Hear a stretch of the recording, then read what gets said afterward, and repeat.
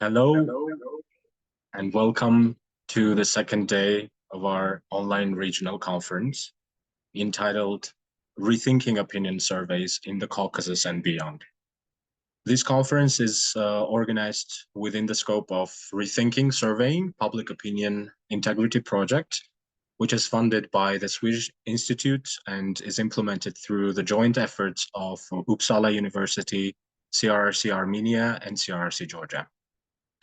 I just want to say that the conference, though we are in the second day of the conference and this is coming to a close, but this is not the end. So we will have a follow-up research capacity building program, which will be developed to provide further training and support to survey professionals and colleagues from both the region and hopefully also Eastern Partnership countries. And the program will include thematic training modules addressing key challenges that were identified and discussed during the conference, such as ethical issues of doing research, doing field research, survey fatigue mitigation, as well as innovative methodological approaches to surveying. For those of you who are joining us the first time today, I am Haik and I represent CRRC-Armenia. And together with my colleague Zach from CRRC-Georgia will be your host for today. And just to quickly recap what happened yesterday, in case you missed it. Yesterday, we mostly focused on the hurdles and prospects of surveying in sensitive contexts. And we had 4 thematic sessions dedicated to the subjects. We had very thought-provoking and constructive conversations involving practical and academic researchers. We also had the pleasure to host donor organizations who also shared their perspectives and insights, as well as policy think tanks, both from Armenia and Georgia. And I think what the first day of the conference proved, and what for most of us was clear, is that there truly is a need for more conversations between survey professionals in order to at least discuss and try to address the challenges that are common for everyone who is working and functioning in this field. So let's dive into it. We again have put together a very interesting program for you, and we hope that you will stick around until the end. Today's agenda is more focused on fieldwork fatigue, ethics, and navigation strategies. So we will start by a keynote address by an invited lecturer who will share their insights on balanced approach to public opinion research, avoiding fatigue and ethical challenges. Then we will move on to our plenary sessions, where we will try to offer you 2 very interesting panel discussions. The first one will be bringing together field researchers from Armenia and Georgia, who will try to collectively answer the question, have we worn out the public in the South Caucasus? So we believe that field researchers might know the answers to this question. Thereafter, we will head into our last panel discussion, which will be on addressing survey fatigue, strategies for engaging the public. And finally, we will wrap up with CRRC-Armenia and CRRC-Georgia leadership sharing with you the major takeaways from the conference for us, and we'll also draw upon what future holds, both within the scopes of this project and beyond it. After the conference, as I said, we will have follow-up activities, which we will inform you additionally on. And just want to take this opportunity to once again thank everyone for being with us, for being interested and participating in this event. And I want to once again remind you that all that we have the dedicated Q&A channel in our webinar platform, where you can drop your questions to our panelists and speakers, and we will make sure to put them through. So thank you again, and we will soon be starting in about 5 minutes. We will be starting with our first session, which is, as I said, a keynote address, and where we have the pleasure of hosting Dr. Tatevik Movsisyan, who is an adjunct lecturer at College of Humanities and Social Sciences at the American University of Armenia, who will be talking about balanced approach to public opinion research, avoiding fatigue, and ethical challenges. So stick around, and we will begin in a few minutes.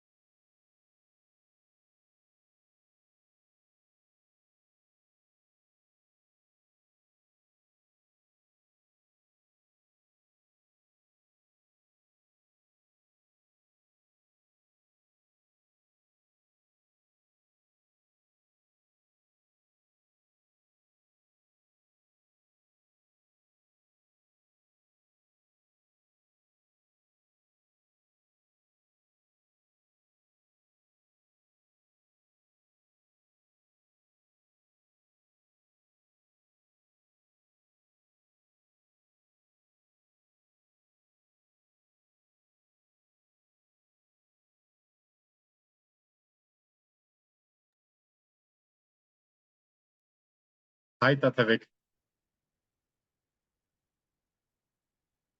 You are muted at the moment.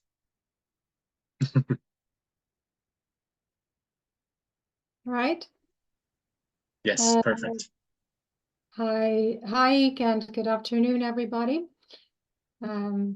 Should I start talking already? Yes. Yeah, or is this... I just appeared to say that we will come back again. We will pop in again before the end of your session, and we will try to help you with moderating the Q&A session. But for now, the floor is yours. All right. Well, I am very grateful for this opportunity and very flattered by your description of me. I'm certainly not a public speaker, though, and I want to say that perhaps many of you have more practical experience with survey research than I do. Although I do have some experience in some direct experience with survey research, coming from still many years ago being a graduate research assistant at the Center for Policy Analysis at AUA, at the time conducting some very high quality survey research in Armenia. I currently teach some political science courses at the American University of Armenia, including some research methodology related courses.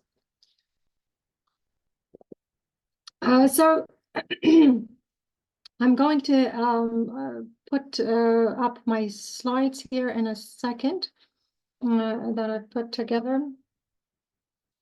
Let's see. This should be it. Yeah. All right. And I want to start off by attempting to define or better understand the problem of survey fatigue. It seems to me that the conventional understanding of this problem is that a low response rate is resulting from a large number of survey requests that have been especially the result of increasing low-cost online technologies that have essentially increased the possibilities for public outreach beyond the face-to-face data collection method. But have thereby increased pressure on the supply side by overwhelming people with frequent exposure to such research activity. Now, according to this logic, the problem is that people's time, their pressure, their trust for public institutions, their interest in this sort of activity is not unlimited. Yeah, there are limits to how much you can engage the same resource space.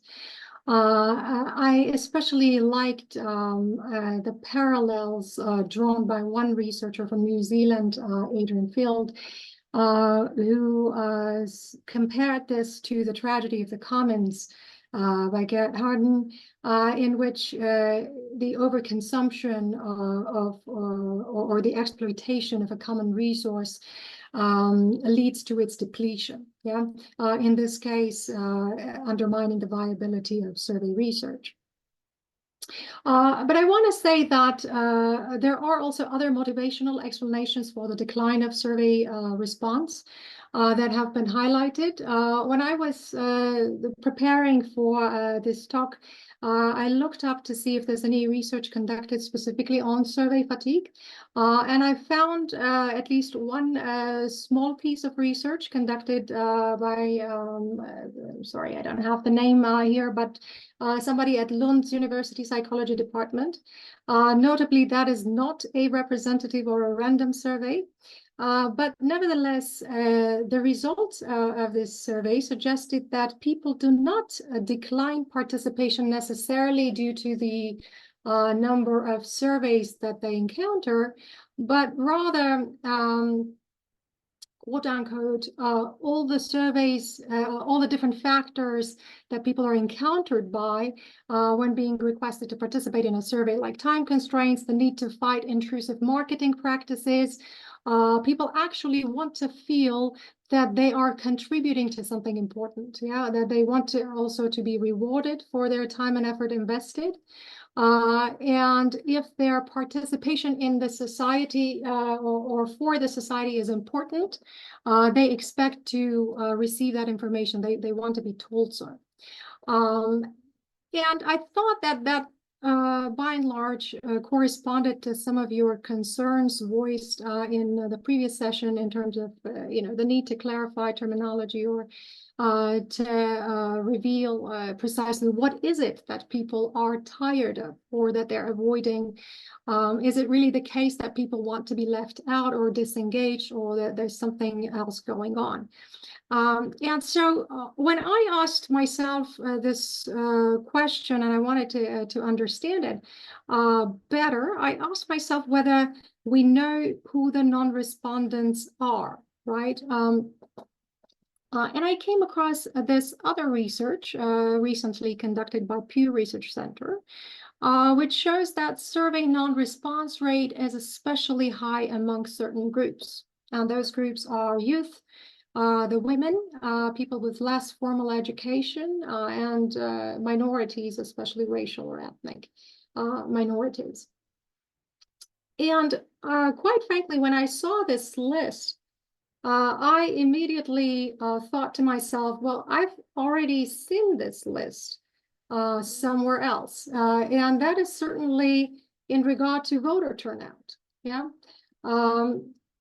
There is also a concept called voter fatigue, yeah, where we usually know that there are certain groups who are very unlikely to participate or relatively unlikely to participate in elections. And those are the youth, again, women, ethnic minorities, less educated people, in this case also prominently featuring the poor people. But if you consider that youth, women, and ethnic minorities are actually groups that are more vulnerable to poverty, that these concepts are not any different from one another. So what I think is that it is really very hard, or it would be very hard for anyone to claim that, let's say, young people or women or minorities actually want to be left out. Yeah, I think such an argument would be very hard to sustain. Perhaps a more plausible hypothesis would be that these groups might feel that their voice and opinion is perhaps not as valued, yeah, or not as significant in public decision making. But perhaps that's subject for more research. And here is, by the way, another fatigue that was revealed by a recent study conducted by the Reuters Institute for the Study of Journalism at the University of Oxford, which has revealed that large numbers of people are simply avoiding reading the news, yeah, especially about politics and current affairs. Take note that this is another worldwide phenomenon. Yeah, this is not simply happening in one country, but all over the place. And it is certainly not driven by the move from traditional to non-traditional online media outlets, because the decline is reflecting news consumption of both traditional and online sources. And again, you can see some familiar groups are featuring here in this trend. Again, youth and women happen to be among the most withdrawn, let's say, groups from this activity.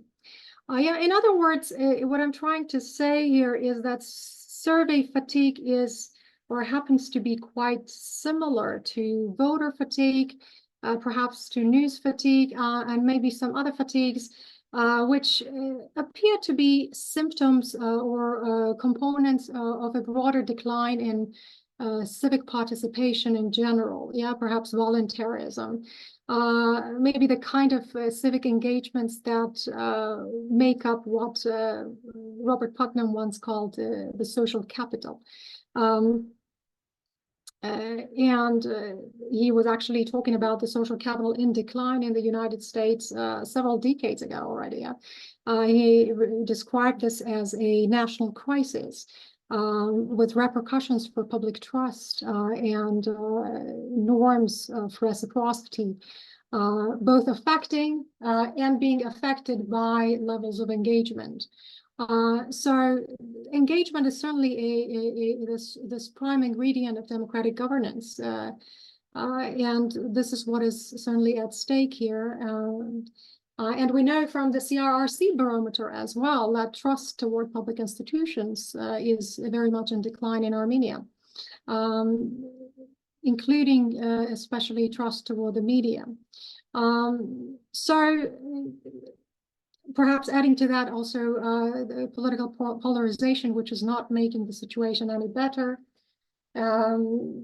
Politics in Armenia, and I understand that also in other parts of the region, has become so polarized that it seems to be destroying possibilities for healthy political discourse and engagement, and people would rather refuse to participate than deal with, falling between these hostile positions. So what I'm trying to say here is that while there is most certainly an increasing demand for surveys, coming from various research institutions, or agencies and donors, there's also a concurrent and a much broader downward trend in civic participation in general. That is usually related to loss of trust in public institutions. Why I'm bringing this up, because depending on how we define the problem, how we understand it, the solutions will have to be formulated accordingly.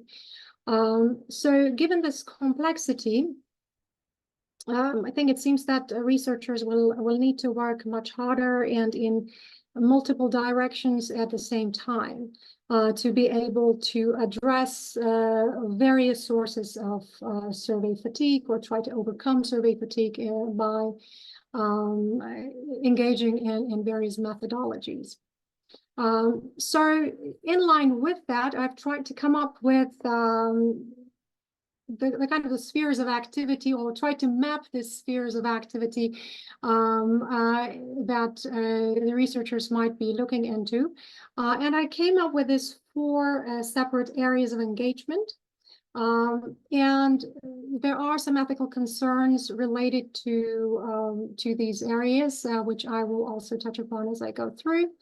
The first 2 technical solutions, concerning especially questionnaire design, potential providing incentives to participants. These are actually areas that perhaps you are more well aware of. The technical solutions that have been offered by academia or the industry that you are engaged on a daily basis. So I don't want to dwell on technical solutions here. So part of them, let's see, I have to take this part off my screen. A part of them are related to how to engage participants more actively, right? The technical solutions as well as relationship building are quite important in that regard. But other methods, potentially trying to curb this overall enthusiasm for public opinion research among different competing actors, is another sphere of activity, and certainly harnessing technology or innovative technology to try to get certain results without bothering the people altogether are also worth consideration. So many of these issues you already touched upon yesterday during the previous sessions, which I was trying to follow partially. Let me see if okay. So in terms of, again, technical questions, I don't want to dwell, simplifying the language type of thing, cutting length of questionnaires, especially if you're considering that the youth are some of the important targets for enhancing survey participation, and youth reportedly have shorter attention spans. They prefer content that is streamed or coming in short videos. I know this problem all too well by teaching undergraduate courses at AUA. Yeah, perhaps making questionnaires visually more attractive or interactive or engaging, this sort of thing might help. Yesterday, one of the participants, Pratiksha, shared some experience from India where people were expecting a material gain. Yeah, maybe not computers, I thought to myself, but perhaps a few dollars for each participant may sometimes, be attractive in certain contexts. Although I tend to think that the emphasis should be on non-material incentives, which brings me actually to the second point, relationship building. And this is directly stemming from the understanding that there is this broader decline in civic participation and in trust, both horizontal and vertical trust, or this kind of withdrawal.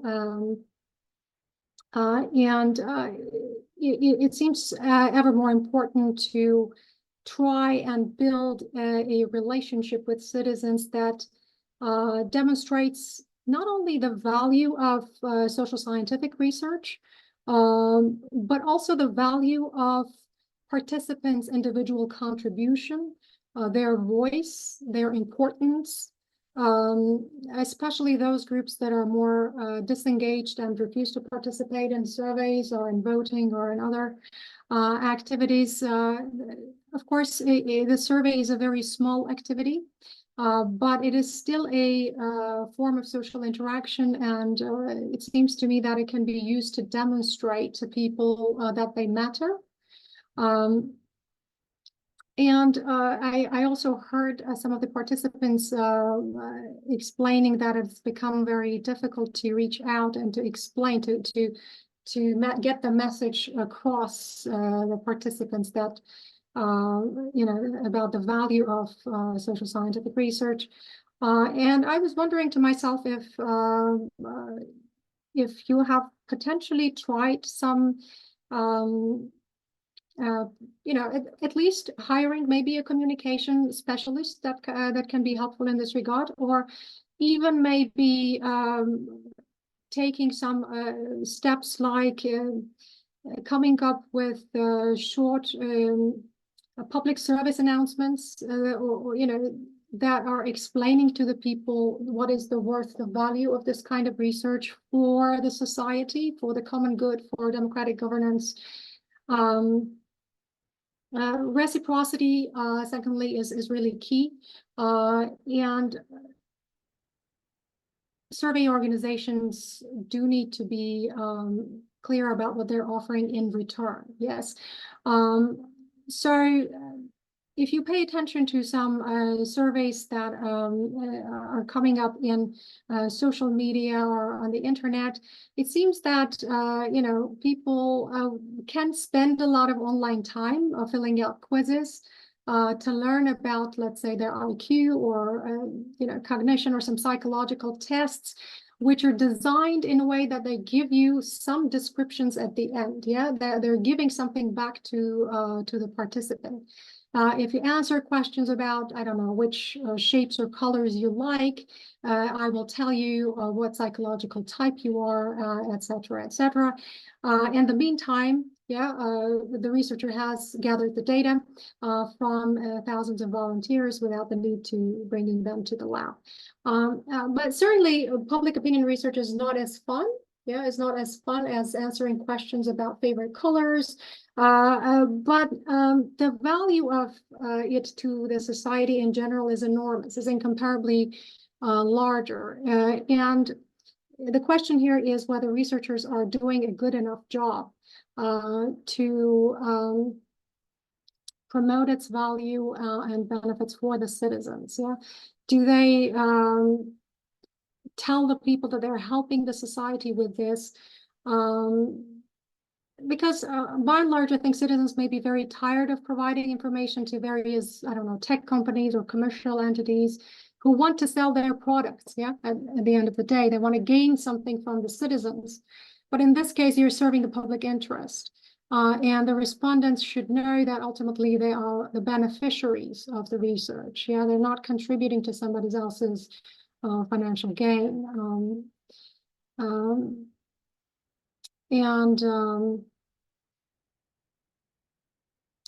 It's not even, I would say, I think yesterday people highlighted the importance of, the surveys for public decision making, but also just basically the public perceptions of the society are very important. We want to know as a society what the trends are, because this has enormous implications for socio-political as well as economic life. I can say that for example, in my political science course, I integrate the Caucasus barometer results to demonstrate, for example, how much the Armenians trust public institutions, and students are actually very surprised. They are very struck by these findings. They find them extremely useful in the sense that it helps them understand what's going on, which otherwise is not possible, right? If you don't have good quality, neutral, independent professional institutions who are conducting this research, is going to be very difficult. So once you explain, once you demonstrate the value of this research, I think people are very appreciative of this knowledge. All right. The next thing I want to say is that these technical and communication strategies may improve data collection, but they certainly won't address the problem of increased demand among a growing number of researchers, which is potentially exhausting the common resource. Yeah, if we understand this in the first conventional sense that, this is a limited resource and we're all exploiting it, making survey research less viable, these two solutions are not necessarily addressing that question. And the problem with this is that when improving your technique, researchers are essentially increasing their individual competitiveness vis-a-vis other players in the market. So they continue to jointly exhaust the supply side, but only now with more elaborate methods of research or methods of reach out to citizens. If, however, you want to preserve the common resource, or you want to use it more wisely for a greater public good, then you're looking at the need to, either improve the overall ecology of the field through some sort of collective action, or at least collaborations, if not some sort of regulatory framework, or otherwise, you can use other types of research that can at least partially replace, replace is not a good word, maybe contribute to, population-based studies. So as to kind of evaluate the overall, to take the pressure off the people. Yeah. So in these two, next sections or areas are more reformative in that sense, and they require some new forms of engagement and research methods to be looked into, which I think is certainly a good idea. Let me start from the first one, trying to curb the demand for various survey research activities. Some of you, I think, already talked about the need to connect and cooperate within the research community. And certainly that could contribute to better opportunities for coordination and in an effort to try to avoid duplication in this area. Jeanne from UNDP yesterday reminded me about the various donor coordination meetings that are being co-chaired by the UN, which I also dealt with some time ago. And I would say that I agree that the donor community usually tries to avoid duplication in the programmatic area, in the area of programming, whereas research activities might be left outside of this sort of high-level coordination frameworks. I'm not sure about this, but there might be a possibility to bring this to the attention of let's say the UN Resident Coordinator Office, if the RCO is still dealing with coordination matters, both here, by the way, as well as in Georgia. The Resident Coordinator Office is playing usually. I don't know what's the recent trend, quite frankly, but there might be some opportunity there to attract a little bit of high-level attention to this. To the need to collaborate on research and perhaps data sharing as well, to the extent possible, of course, given the constraints and any data privacy issues that might be involved. But ultimately, of course, it would be for the survey research community to collaborate for the sake of this, common good. And I think it might not be very easy, but it also does not need to involve any radical steps. Perhaps it can begin with building some institutional linkages with, shared goals, gradually work towards some criteria or professional standards. For example, could the research community consider jointly when to use surveys and when not to? Yeah, could it develop certain criteria to that effect? That would automatically lead to considering what we value the most. Yeah, what value is being returned back to the society? What research contributes to building trust, and what practices undermine that trust in the profession of survey research? I want to say Hans Gutbrod yesterday was talking about the right intent, promoting citizenship, allowing people to weigh evidence, again, to critique, etc. And these are certainly things that many donor organizations, I would guess, would likely value as well, as part of their programmatic goals. So it seems to me that it's not impossible to develop certain criteria with this regard. The next, if not surveys, then what alternative methods might be appropriate in which cases? Yeah, say experimental or quasi-experimental or qualitative or potentially, I don't know, natural observational studies maybe. The research community, I think, won't be able to comment for sure any particular organization how to proceed, but some platform, maybe for deliberation, consultative, informative function could nevertheless be used and maybe have some impact, yeah, especially if more cost-effective methods can be advised by those who already have gained such an experience. At some point, I think yesterday also, one of you mentioned, let's forget about methods and think about what we want to get and why. And well, yes, if some organizations are just looking for some evidence to work with in terms of evidence-based programming, monitoring, evaluation, there might be various ways of getting there short of large public opinion surveys for sure. Then I think the next opportunity is certainly, again, was brought up yesterday, encourage open data or at least share data within the community when there are no concerns of data privacy.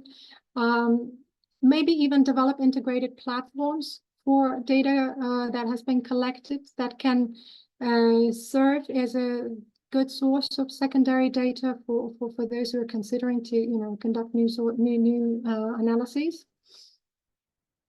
And finally, I think building capacity, especially for ethical research, or maybe just circulating the idea of institutional review boards, guidelines for ethical research. I want to say a few words about that at AUA. For example, researchers have an obligation whenever carrying out research that involves human subjects to adhere to the professional ethical guidelines, to respect the dignity and welfare of the people. If anybody is interested in our own university policies, I have posted here the link to our institutional guidelines. American University of Armenia's IRB is registered under the U.S. Department of Health and Human Services. It's under the National Institute of Health Office for Human Research Protections, and it follows its policy guidelines. There is an IRB guidebook that is placed online if you go to this link. Certainly it sets out the procedures for the IRB boards. We have 2 IRB boards at AUA. One is for clinical, the other one is for non-clinical research. So that's one authoritative source of guidance, let's say, for ethical research. Although I have to say that our university IRB is only meant to serve the AUA community, as well as, I believe, some joint collaborations. But other institutions are free to also register under the same or maybe some other framework. Yeah, there are various social behavioral research standards across Europe and North America and elsewhere. At a minimum, I think those who are interested can look into our IRB framework for guidance on matters of interest. On voluntary basis, at least, adopt maybe certain elements to their practices, perhaps share and promote some of these practices within the community. And finally, I want to talk about the potential of harnessing some beneficial use of the innovative technologies out there in a way to kind of shift from the technological drivers of survey fatigue to the potential technological solutions on the supply side. And here I want to highlight 2 possibilities. One utilizing potentially crowdsourcing platforms, and the other one data mining.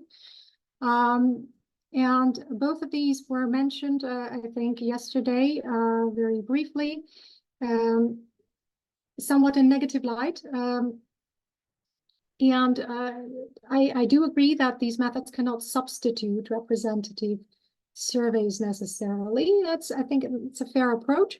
But these are still, I think, options that are worth consideration, at least in the supplementary, so to say, category.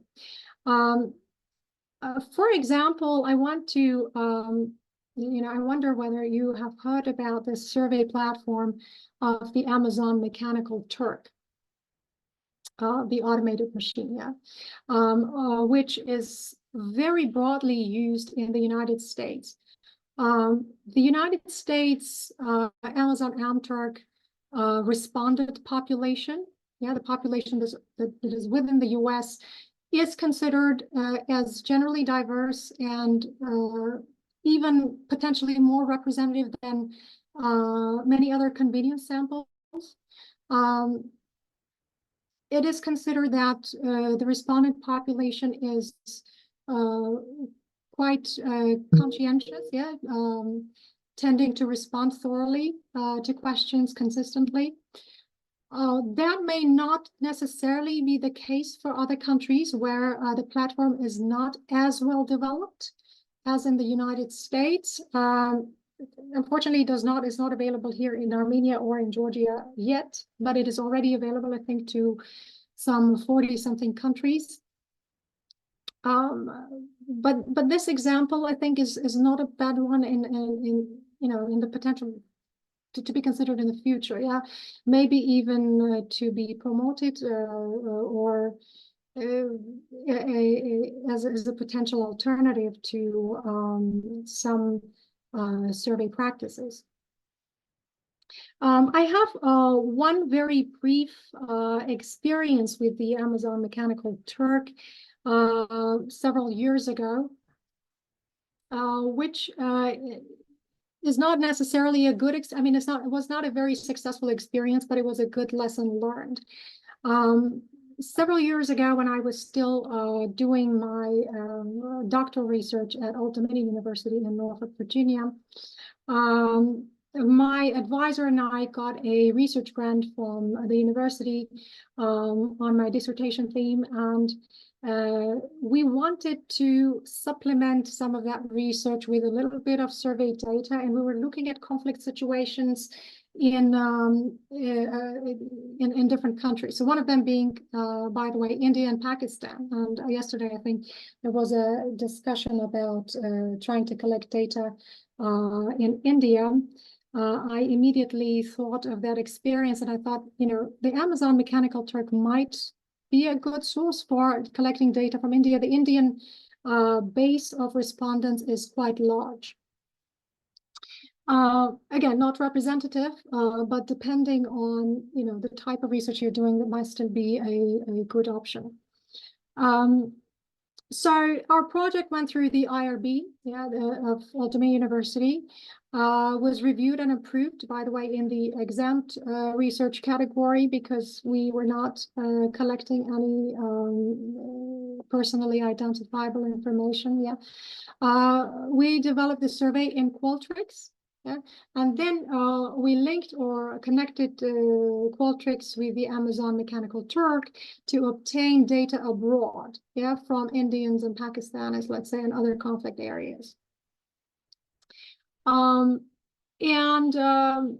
addition to that, we also, this is not necessarily a free endeavor. We offered some, small, a few dollars to each respondent as incentive payments. Plus Amazon has a surcharge of, I think, 10% or so. But this is not a major sum, depending on how much, how many people you want to engage in your survey. The more important problems, I think, occurred in the data analysis stage. We had built in some checks in the questionnaire, and a large part of the data did not survive those checks. The reliability in this sense was not at the high level for sure. And I think two issues here. One is the lesson learned for me was you want to make sure that wherever this platform operates, that in those areas, the respondent community is really relatively, representative and has a good reputation. Secondly, whereas some simple surveys or simple questionnaires might go well, especially for commercial purposes, more complex, open-ended questions are more problematic. How much effort is every participant putting into this, and how much good quality data are you collecting is certainly a problem. Or can be a problem. So depending, though, if you have a simple task, if you have a good base of respondents in a particular country where you're trying to gather the data, this could serve as a complementary option to public opinion surveys. Secondly,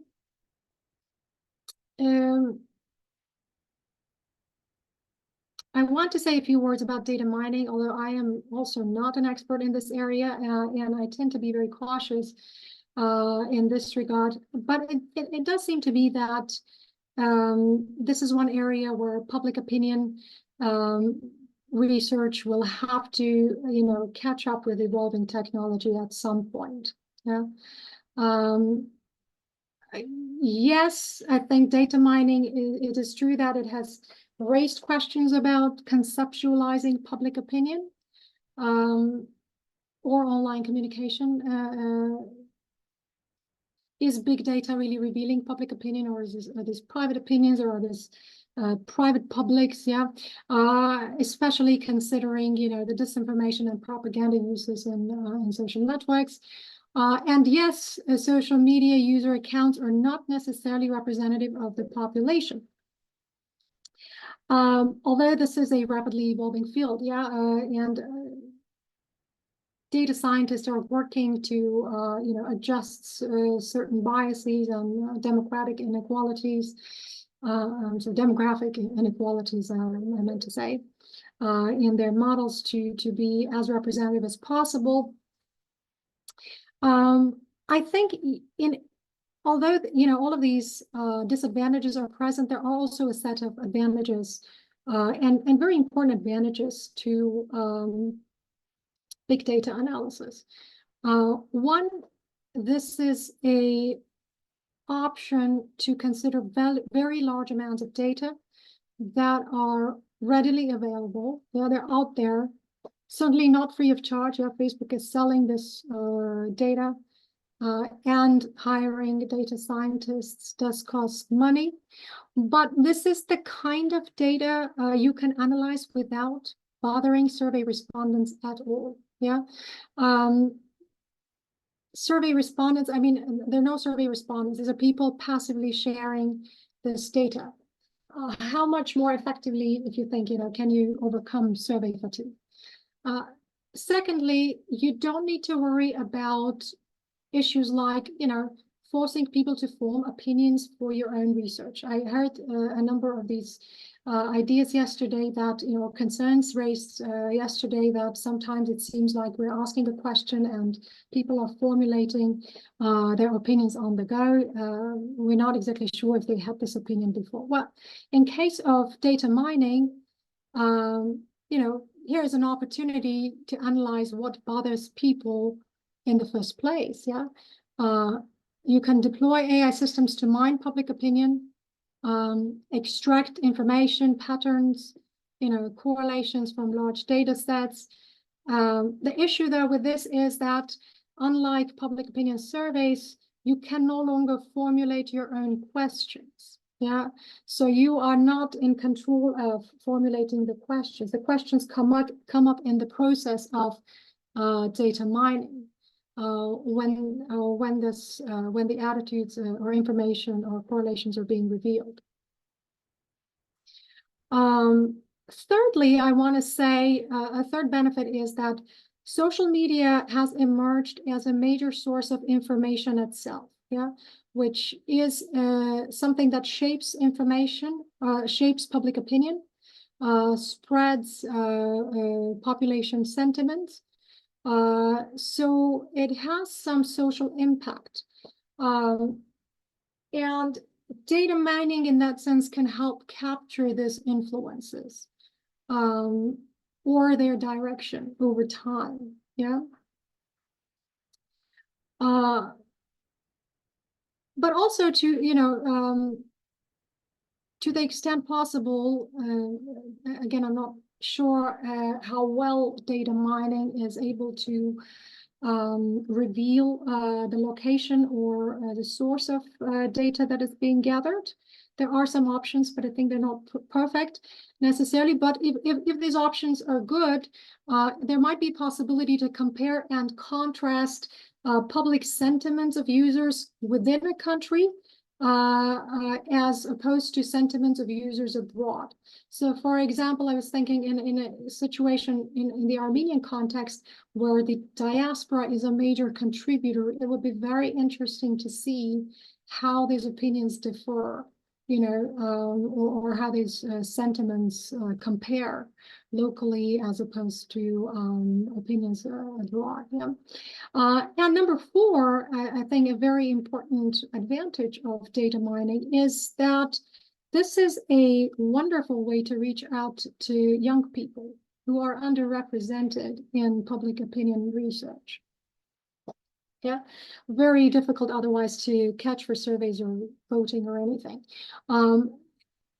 So the young people, especially those ages 18 to 34, constitute half of Facebook users and 60% of users in Instagram. Yeah, these are networks that have 2 to 3 billion users monthly. So very large base, a very direct opportunity to observe what the young people are thinking about. Yeah. Once again, I want to say, the question here is not about immediately substituting or supplementing representative population surveys. I think a sensible thing to do might be, if there are resources, of course, available, to start with some data mining activities and maybe compare those results with actual survey data and maybe see how good these are, how representative some of these results are from the data mining activity. You might be surprised, it might actually pass that sort of publicness test.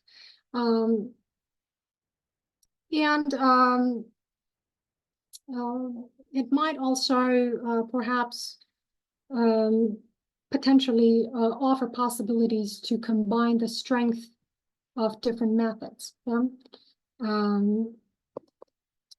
Especially in the context that representative surveys are no longer as representative, right? So we have some issues that we're trying to, there's a reason why we are looking at other sources, and that reason is precisely that public opinion surveys are no longer as representative due to this declining participation rate. In that sense, I wanted to say there are two options. One is, of course, social media mining. There is a specific category, especially called sentiment analysis, yeah, also emotion AI, that tries to analyze digital text, but also graphic images, also voice. There are various opportunities to try to determine the emotional tone, yeah, whether people think positively, negatively, or neutrally about a particular issue, or their intentions, yeah. These intentions might be categorized further as high, medium, low,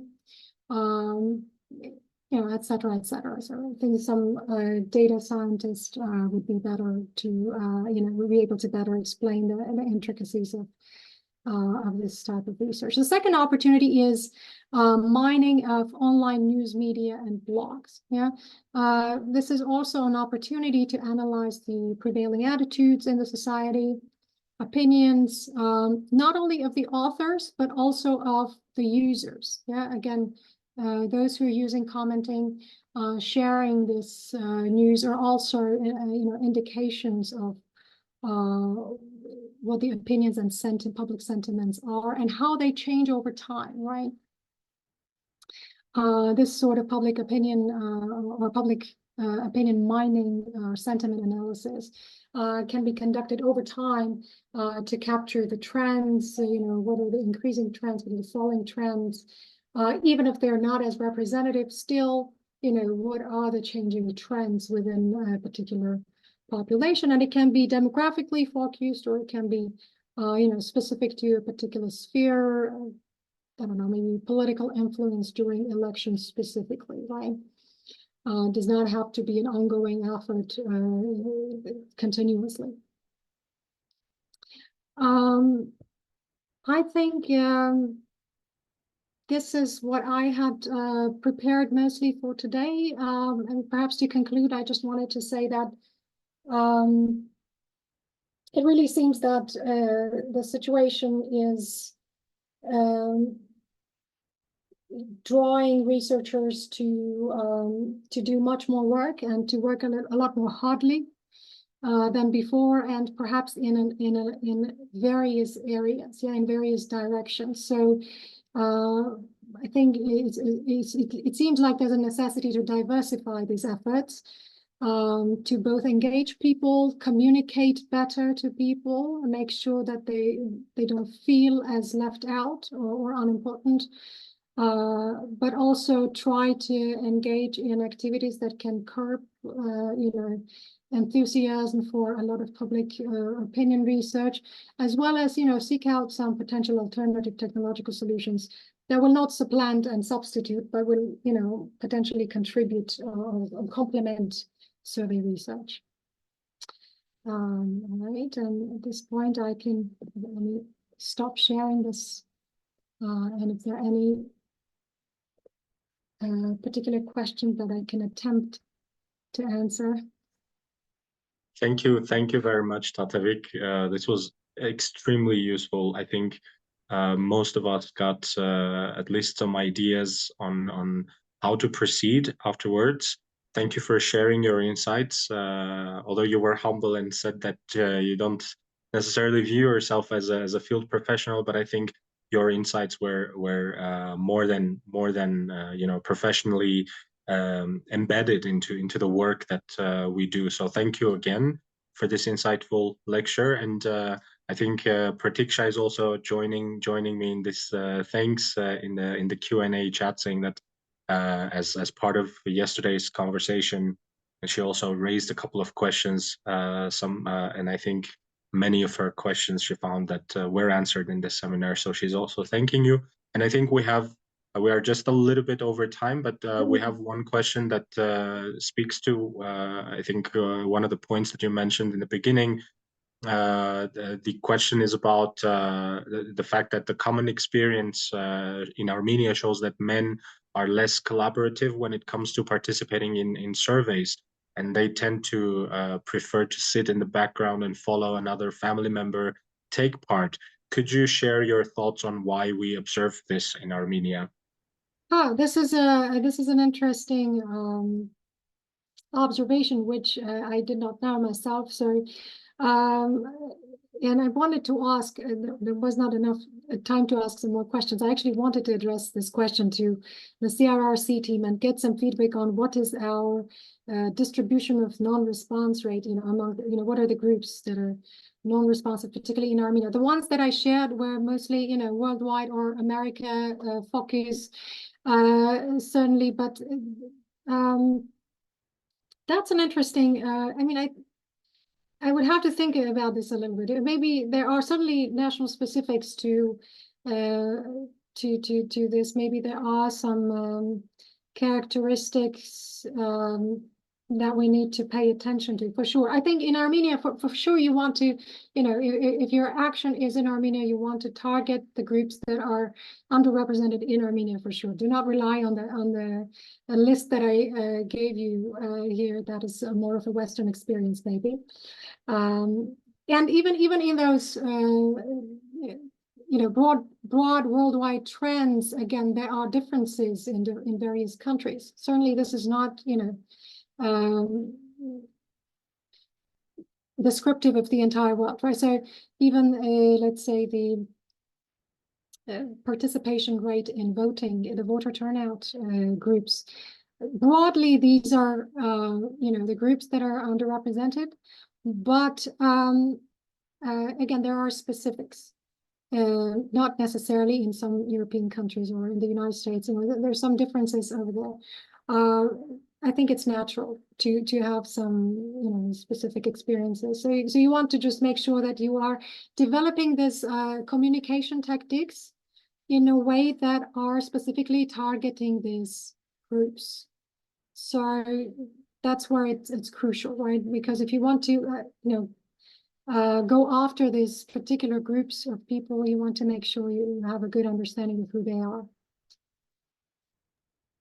Thank you very much. I think the bottom line of this was that basically we need to think probably a little bit broader than just the less participation or the non-participation in surveys. And I particularly was very in a positive way triggered by this intriguing point that you made in the very beginning as well, that you connected somehow, at least hypothetically, connected the non-response in surveys with lesser civic participation in other fields as well. I honestly, I was surprised myself. Because I was looking at data just preparing for this presentation, and when I looked at these groups, and I said, wait a second, I have seen these groups before. This is classic. I mean, that list is classic. Low voter turnout. This is, I teach this in political science 101. This is very basic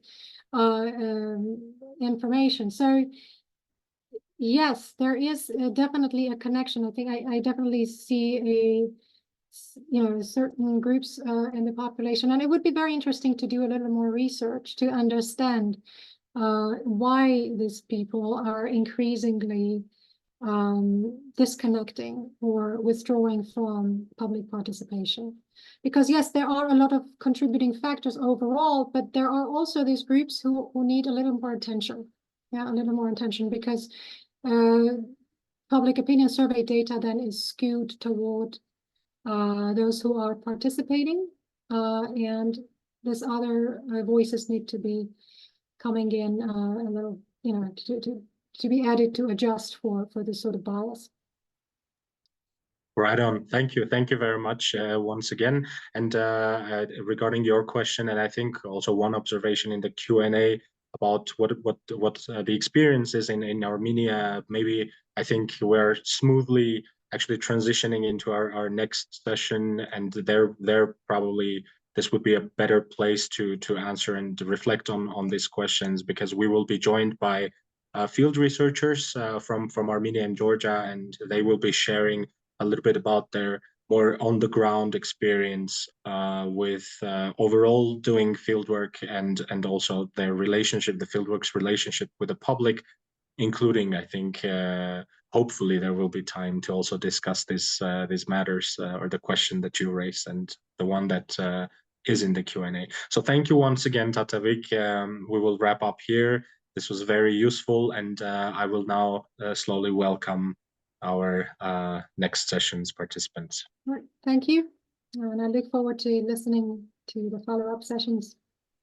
Thanks. All right, then moving on, and again, apologies, we're a little bit over time. We stole some minutes from you, but the next session is going to be moderated by Tigran Melikian, who is an associated researcher at CRRC-Armenia. And we will have 4 panelists. We have Seda Ananyan from CRRC-Armenia. We have Milor Shengelia from CRRC-Georgia. We have Shushan Bahriyan from Prisma Research and Analysis. And we have Tamar Karaya from Tbilisi State University. So I will slowly leave the platform, and your speakers will gradually pop in on the screen. Thank you, Ike. And hello, everyone. My name is Tigran, associated researcher. And well, today we're going to talk about the importance and better understanding of the importance of public opinion surveys, which might be hard to overstate as a big tool industry for researchers, which also raises the question whether the people in the South Caucasus feel or are worn out by the amount of public opinion surveys. And therefore, in this panel, we've invited 4 field researchers to hopefully share their experiences in the challenges and dynamics of conducting those surveys in this region. And hopefully, therefore, we aim to gain a better understanding of the challenges, but also opportunities based on their experiences. So first of all, I would like to welcome all 4 of them. Please introduce yourself briefly and share a little bit about your research background before we head into the questions. Seda, would you like to start? Sure, thank you, Tigran. I'm Seda, Program Manager for Qualitative Research in CRRC-Armenia. and I am also responsible for the field reform currently CRRC-Armenia tries to carry out. Thank you. Thank you. Tamar? Hello, I'm Tamar from Uppsala State University. I'm Associate Professor of Political Science. My research interest covers politics of memory and social movements. And today I will try to share my experience on working on these topics. Thank you. Shushan? Hello, I am Shushan. I am from Prisma Research Company. I'm a senior researcher there. Nice to be here. Welcome. Thank you. And we have Milord. Hello, I'm Miller. I'm a researcher at CRRC-Georgia, and thank you for the opportunity to speak about these interesting topics. Thank you, and again, welcome to this panel. I'd like to raise a first question that I'm interested in all four of you. Milord, maybe you can start with answering. Could you just give me an example or tell me a little bit more about your experience in the challenges you've experienced by conducting surveys in the region? So again, yeah, conducting surveys might be challenging sometimes, and we encounter some fences that require some improvements to make our work better. So there might be different types of challenges. It depends whether it's a face-to-face survey, whether it's online survey or telephone survey. Most of the time, the main challenges might be related to the as it is the main topic of this conference, the fatigue of the respondents, or they sometimes might have privacy concerns, or they might not be even interested in topics. So I think these are the main challenges that we might encounter. So yeah, I think if we have to just distinguish what can be the main obstacles, these are, so we can dive into it during our conversation later. Thank you. Seda, would you share your thoughts?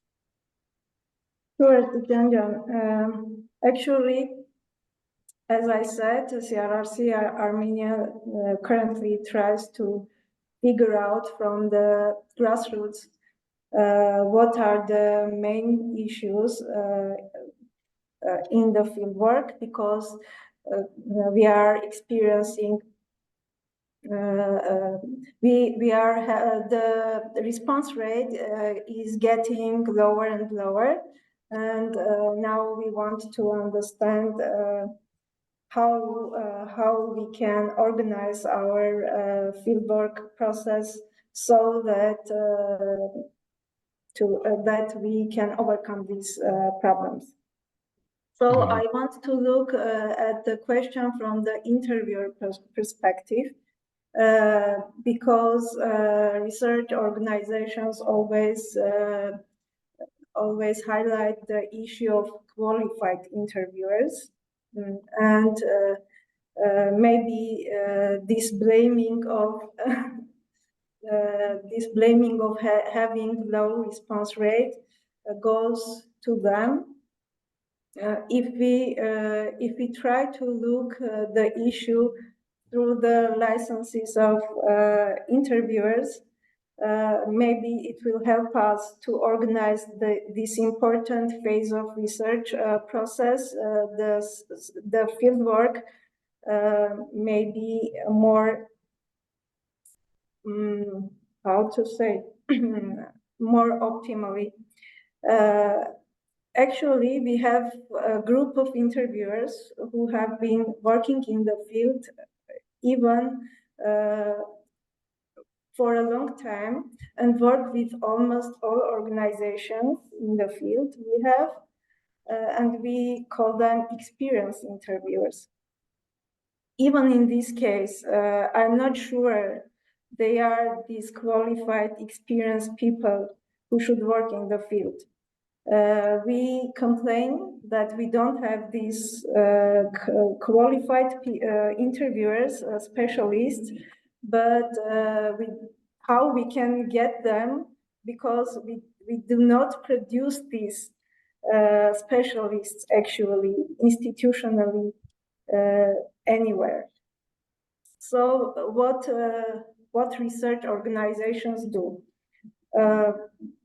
We instruct interviewers how to follow the rules of the sampling steps, or how to use the tool they are given, and that's it. The interviewers who are just instructed how to follow the rules and how to use the tools, they even do not have the basic understanding of why it is important. So they cannot explain to the citizen why they want to survey them, why they, for example, they choose their household to survey. Another issue, they do not have a complete understanding of the interviewer bias and how to avoid it professionally, but help the respondent to give the answer easily. Because sometimes we develop questionnaires without having knowledge, complete knowledge of the education level or other components to be understandable for the respondent. The third issue we have here is that we do not educate interviewers how to be ethically correct during the fieldwork. And they sometimes make ethical mistakes, crucial mistakes, losing the trust, respondents' trust. When I was an interviewer in the field, I wouldn't know about ethical aspects if, for example, I didn't have an anthropological background. We do not educate them properly.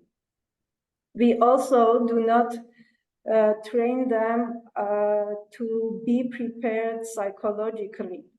Especially during the emergency situations we are currently experiencing, or after this post-war situation we have, because people are much more suspicious towards foreigners, and they are angry, they have a lot of problems, they have issues to overcome their basic needs, for example, and you go and try to, for example, ask questions which are not interested for them.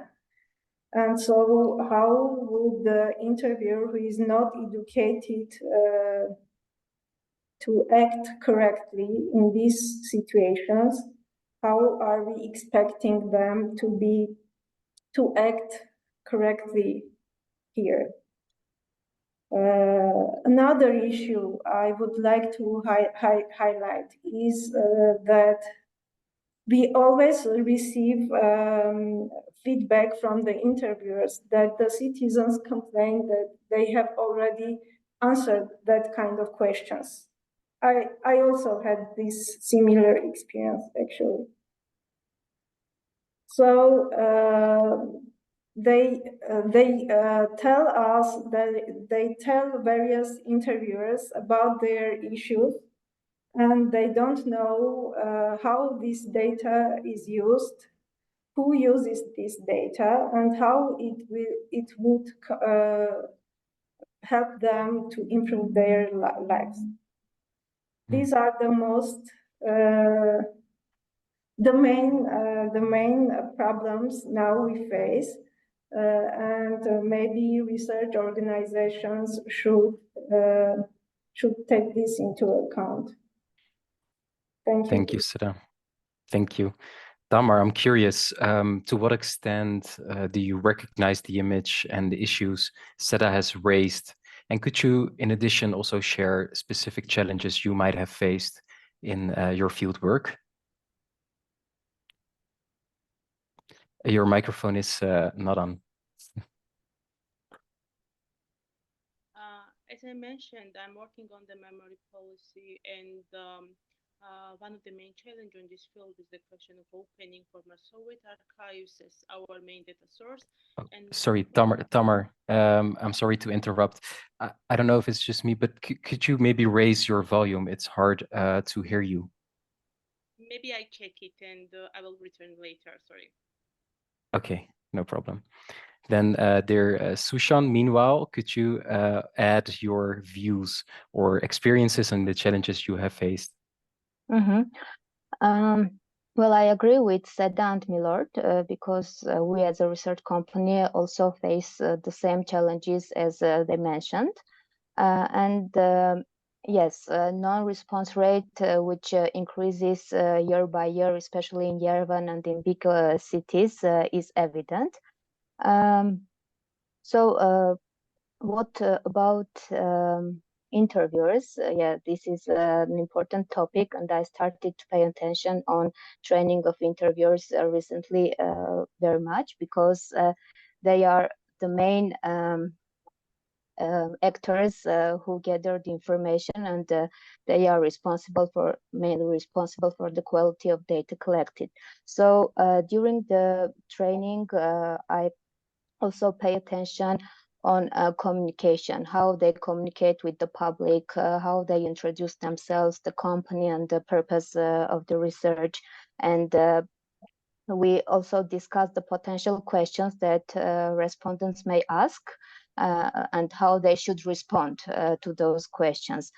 Also, we touch upon ethical aspects as well, but as Seda mentioned, it is not enough, and it's a huge block that should be focused on. Also, I had an experience of making quizzes for the interviewers after the training. So I introduced various situations and present options, so they should choose from those options the correct ones or the ones that is a desired behavior for interviewers. I think this is also a kind of educational quiz that after the training they also check how well they perceive the information, and if the answers are incorrect, they see which answers were correct, and so they, in the end, they know how what were the correct answers there.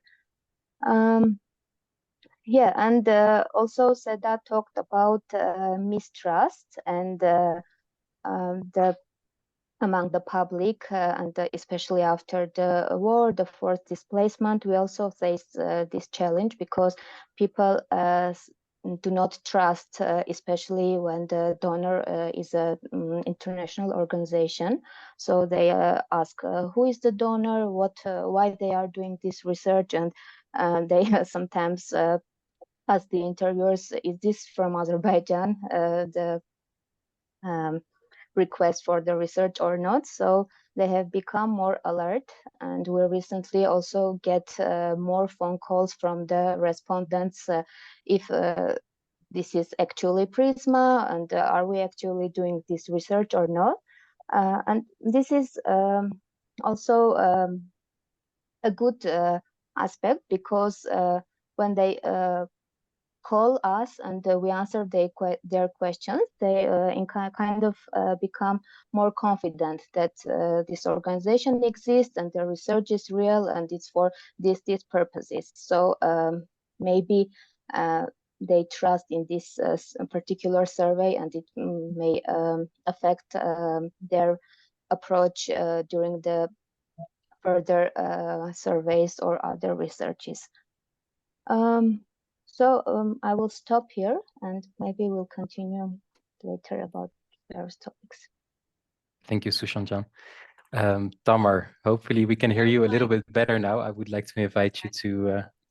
I would also like the mistrust from the decision makers, because I just recalled the cases of my current research. When I was trying to interview decision makers, there was always distrust, And actually, I attempted several type of possibility to harvest the interviewees and also respondent, but time by time, the situation and collaboration researchers and the decision makers in Georgia becoming worse and worse. And also, actually, I would like to, it is not a survey, but also it's a challenges of the researchers. As I mentioned, I'm working on the memory policy, and in this field, it's very important to work on the archives, former Soviet archives. And according to the state discourses, Georgia Soviet archives are open, but somehow decision makers and even legislations makes boundaries for the researchers, including the legislation, bureaucratization, etc. And during the discussions, also I would like to highlight these boundaries because it's a quite important issue for Georgian researchers. Thank you so much. Milor, I'm curious, what could help you navigate in the field to combat these challenges? Yeah, so the Shushan and said I raised very interesting topic. It was about the trust. So yeah, I think it's greatly dependent on the situation in the society or in the country. It might be a long-term situation or the very temporary ones. So in the Armenian case, it might be the conflict. So in other cases, it might be the political situation. And so people, when, for example, in phone surveys, when we're calling people, they often might be concerned about this, as I mentioned, about privacy, or they might become concerned about the trust, whether, when you're asking about the political topics, when the situation in the society and politics is tense, of course, they might not be willing to participate in a survey. So it is something to keep it in mind. So yeah, I think that's the interesting topic that we should consider. So the questions and research instruments should be adapted to that. So during the different types of surveys, we have to consider the sensitive topics and the context of the situation that currently or in general takes place in the society. Shushan, John, you mentioned some things you do with helping the interviewers to prepare. Are there specific strategies you use to navigate through the challenges you've experienced in the field work? One is like more communicating with interviewers, but I haven't seen the results yet because I started doing it recently. Another options, like other speakers talk about in various panels. One is that people are exhausted from long surveys. So one of the solutions is making them as short as possible and as concise as possible, because to last from 15 to 20 minutes, because if it lasts longer, people get exhausted and they just answer for the sake of the answers and to finish the interview as soon as possible. And that's why being short and concise is one of the important things. And also the usage of technologies. For example, we had an experience by doing a survey via SMS messages. So it was research among Russians who migrated to Armenia after the war in Ukraine, and we sent them a short SMS that who is conducting the survey, the purpose, and the link through which they could answer the survey questions. And it is also a solution to send people the links of the survey, but the response rates are also not so high. For example, we sent the SMS to 30 or 35,000 and received 600 or 700 responses. So, but depending on the purpose of the research, this might be a solution for not to go to people's houses and say you should like provide time to answer the questions. Yeah, and also I want to do a small remark regarding the previous topics that Tatevik was picking. I agree that young people reject the interviewers more compared to other groups, and they are not willing to participate in surveys, but I cannot say the same for women, because in the end we see that women are more than half of the survey participants.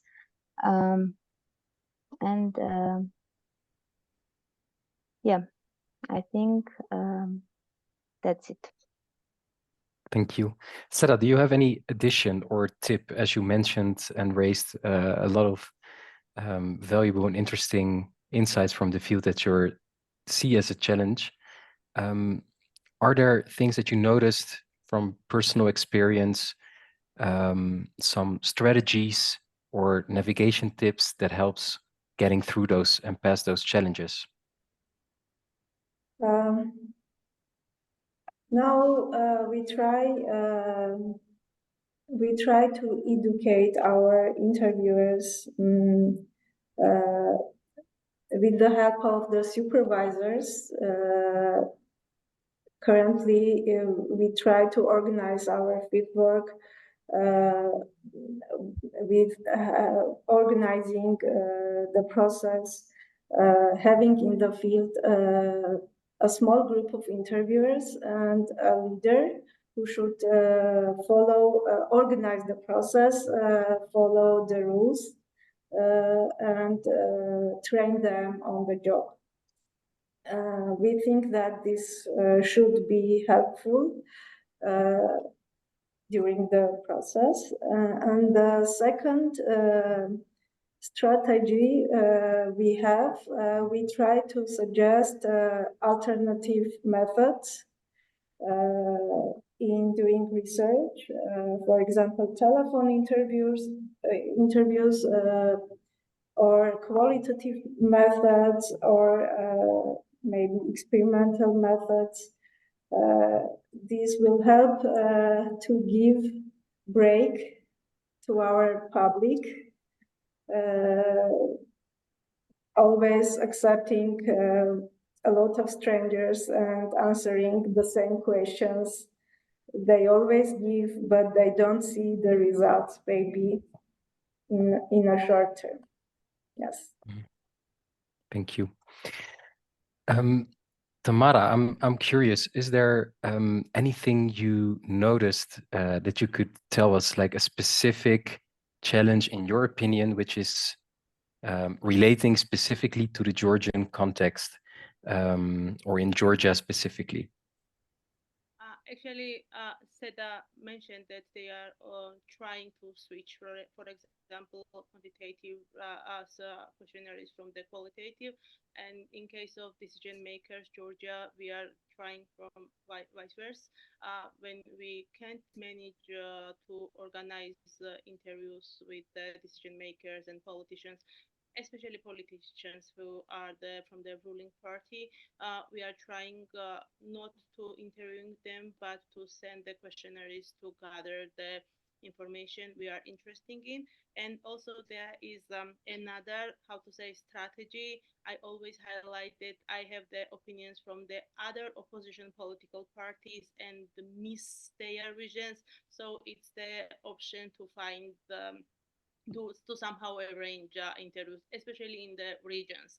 But in case of Tbilisi, it's more complicated because the central government is always more closed comparing to the regions.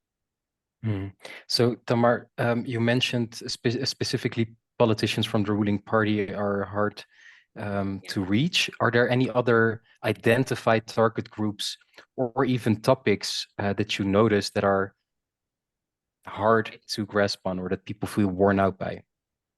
Actually, I'm working on the social movements, especially urban movements, and actually all of these topics were very sensitive for the decision makers, and even they were not responsible for the cases I was interested in.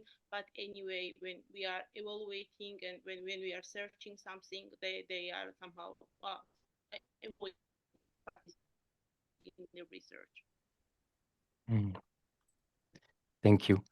Milor, do you have any additions? Are there specific things that CRRC-Georgia notices or encounters regarding specific target groups that are hard to reach, or topics that are hard to find respondents for? Yeah, as I mentioned, there might be some topics that people are not willing to respond to the question. For example, where initially when the respondent contacts, interviewer contacts the respondent, they of course explain what are the research, what organization is this, and sometimes when respondents are hearing that the questions are mostly related to the politics or current events, they might not be willing to participate in the survey. So regarding that, I think that might be challenged. So I think it's very important to have a research instrument always very concise. So if we're asking about these political topics, it should be balanced. It should not be too much asking about everything. And it should not also contain multiple topics at the same time when you're asking, for example, I don't know, the current situation. At the same time, you should not be asking about artificial intelligence, for example. So yeah, it's there are a lot of things to consider to not make people tired of these surveys.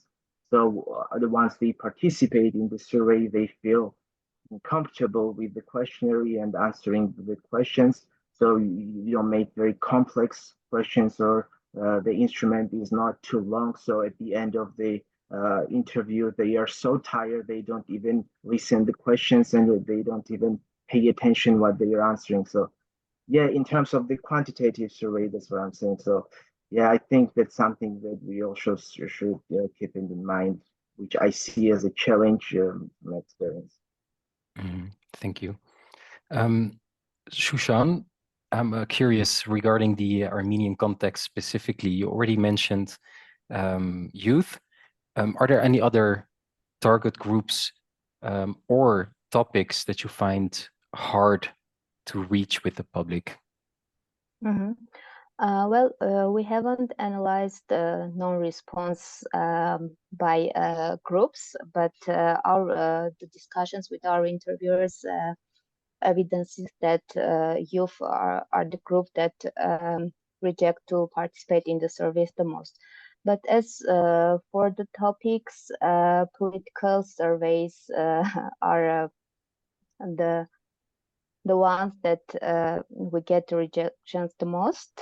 So people are more alert, do not want to answer to political questions, and this can be linked to lack of trust. Yeah, I think this is one of the big topics that people do not want to answer questions about. And also residents, apart from youth, residents from bigger cities are more reluctant to participate compared to residents from villages or smaller cities. And I also want to mention one thing about how to combat and to combat these challenges. It was yesterday, many speakers talked about this, but I think the one important thing is the communication and collaboration between donors, because, for example, after the migration of Russians to Armenia, or after the war in Artsakh and the displacement of population from Artsakh, all research companies want to survey and to find out what are their needs, problems, and what can be done. So if there's a little bit collaboration between the donor community, we can either share data with each other or combine the questionnaires and to do joint research, for not to go to the same people like for 5 or 10 times and ask very similar questions. So and I think that we already managed to warn out the people from Artsakh, for example. They are several months here, but yeah, our research community has already done it, and it's not good because it's a sensitive context. They haven't overcome their trauma, and every day someone is approaching them and like want to ask questions for their research. Yes, we should somehow control this situation, and one of the means for controlling is the collaboration between donors, and also collaboration and communication between the research companies in Armenia. Mhm. So in your experience, Shushan, are donors to some extent aware of the issues and challenges you just described? I think yes, because yesterday during one of the panels where donor representatives were present, they discussed this. So yeah, I think they are aware of this situation, and there are many reasons behind their decisions on why they do this way or that way. But I think a little bit effort may solve this situation, and it's not undoable. So yeah, they can manage it. Thank you. Seda, do you have any additions or specific experiences from CRRC-Armenia where you, in addition to Shushan, find specific topics or target groups to be challenging or to reach in Armenia?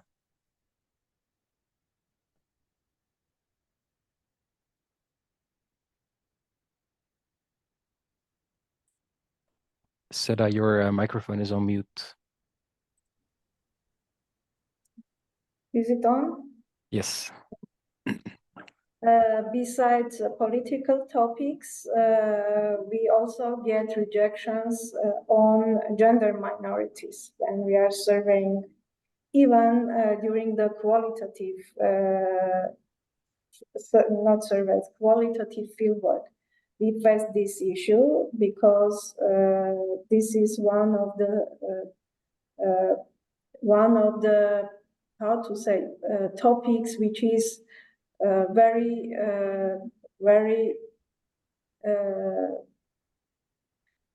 we have a lot of stereotypes here, and it is hard for our society to talk to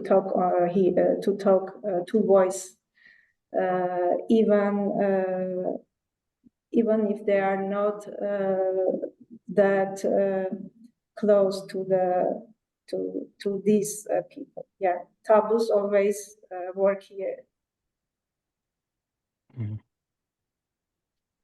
Thank you. Tamar, finally, I'm curious, right, if a survey is to be conducted, which should be interactive by nature, what do you do, or how do you manage to really engage the participants? Actually, I wanted to highlight at the beginning, I wanted to highlight two things. The first is somehow in Georgia, it's very important and challengeable to raise awareness toward the survey and toward the research itself, because the politicians always somehow manage to speculate with the data, and correspondingly, these speculations always influence this process. So they think that the research and the survey don't describe all the real existing situation in the country. Correspondingly, this mistrust and this, how to say, the level toward the trust toward the research methodology or always influence the level of the participation. I also wanted to somehow recall and connect this what Seda mentioned about the possibilities how to reach the files which is sometimes somehow unreachable. At the beginning, I mentioned that I'm working on the memory policy, and archival data is very challenge for us. And I wanted to say a few words about it because former system archives in Georgia are open based on the order of Ministry of Internal Affairs, but same the order is confidential. So right now we don't have list of the archive collections. And also we don't know which collection is open and which collection is closed. And correspondingly, this creates the untransparent condition and environment in archives, and it creates a wide area for interpretation and speculation. And also another boundary is a law of personal data protection, which and according this law, to access the criminal law files and conduct research, 75 years of distance is required to keep. So all this condition makes it impossible to research developments after 50 years of the 20th century. Correspondingly, these are the set of the boundaries you need somehow to overcome, and we are trying to find the gaps between the legislation.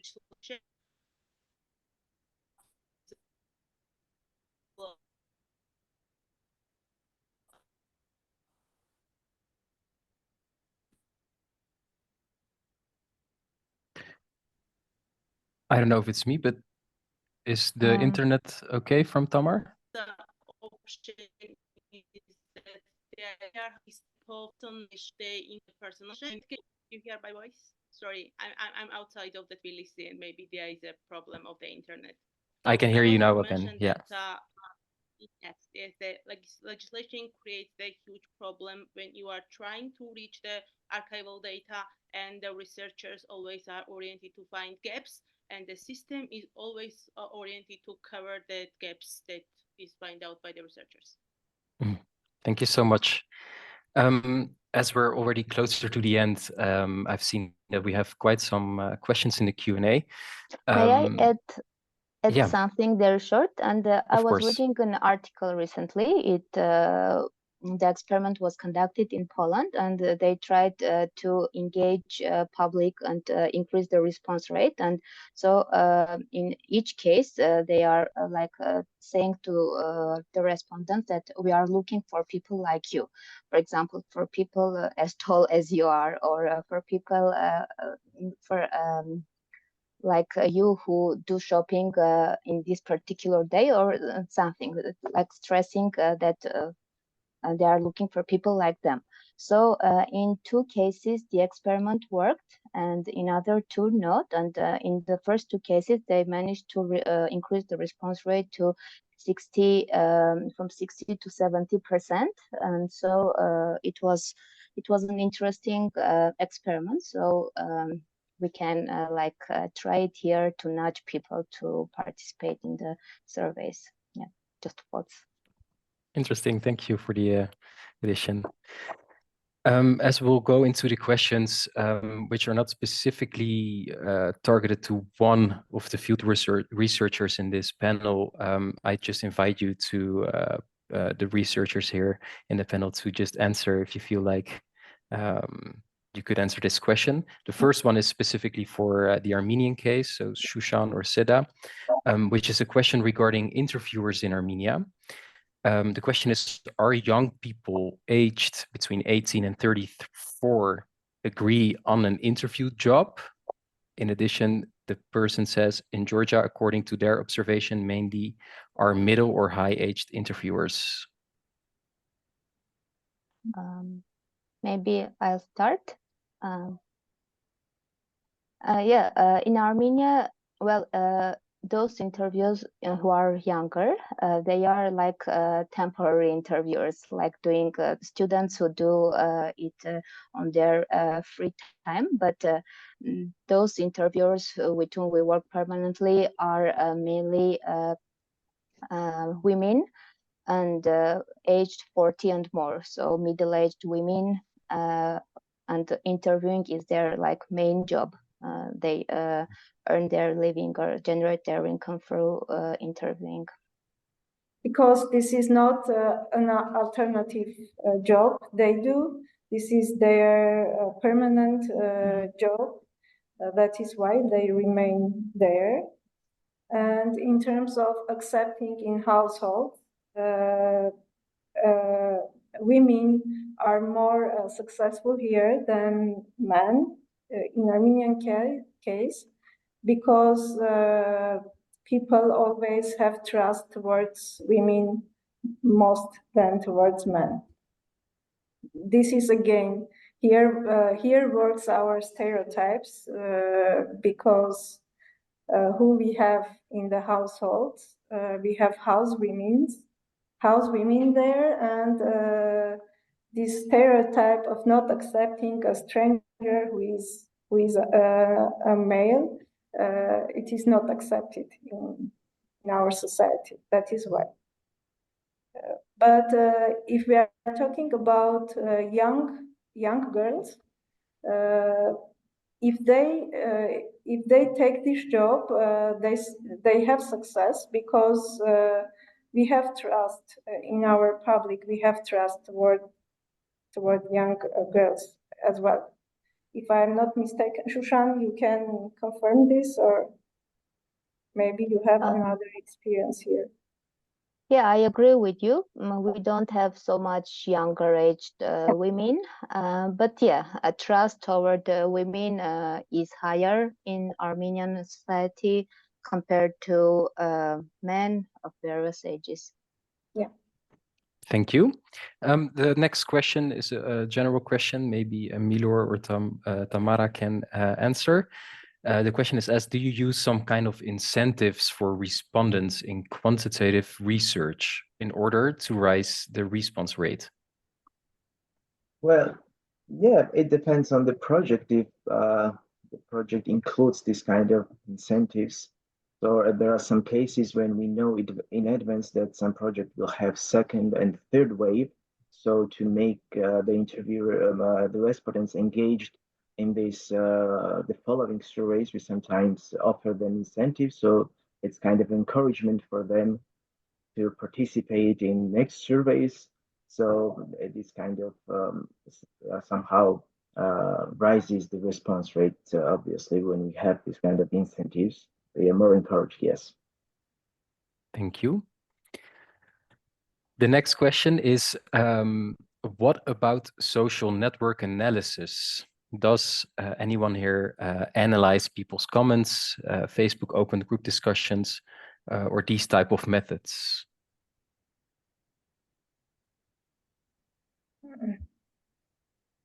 May I add? I haven't used this method, but a lot of talks are about analyzing people's opinion on social media, but I have a reservation here, because not always people are saying what they are actually thinking and are honest on social media. So this is a risk that we can analyze their comments on Facebook, for example, but it will not be their actual opinion, and we will get some kind of distorted information from this. It's my opinion. Yeah, I agree with Shushan here. Mm-hmm. Do you have any additions, Tamar? Yes, I've experienced when we were prepared the interview guide for the focus groups during our research. We used to analyze social media, because for developing research and research questions and etc., it was quite useful. Did you use several platforms? Yes, mostly Facebook, because actually X was not very popular in Georgia, and the Facebook is a main platform that covers the variety of society. And then I would like to go to the final question, which is, what about collaboration between research centers? Is it possible, and how? Would such a network or association be viable in either country, or would competition win?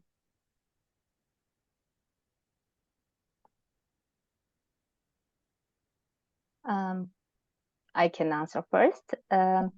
overall, like listening to the discussions yesterday and from today, I'm very excited because all parties agree on the same thing, that we need collaboration to increase the quality of the research and the data in Armenia. So I think that it's viable, and it depends on our like willingness and desire. So yeah, if we want, we can do it. And I would add that we don't have other choice than collaborate together. Yeah.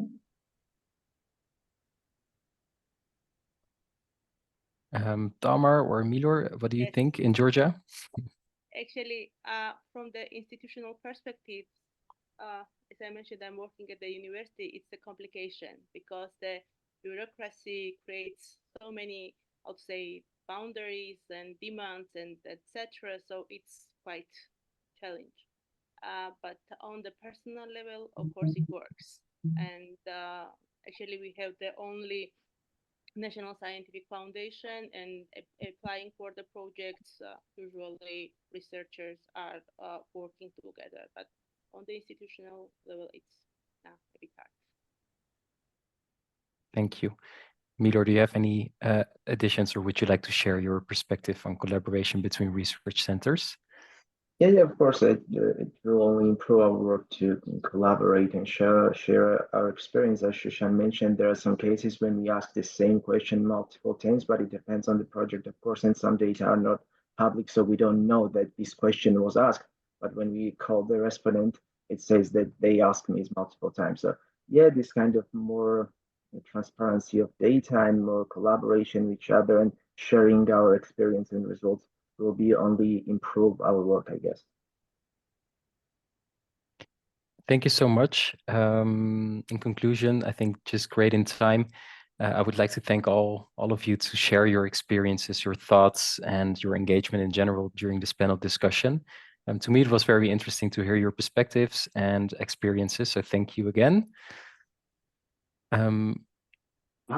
Thank you very much. And so well, first, I'll thank you all as well. I think that your combined experience, expertise has certainly shed a lot of light on this topic, and hopefully sparked a lot of discussion. Well, we saw there were certainly a number of questions on the topic as well.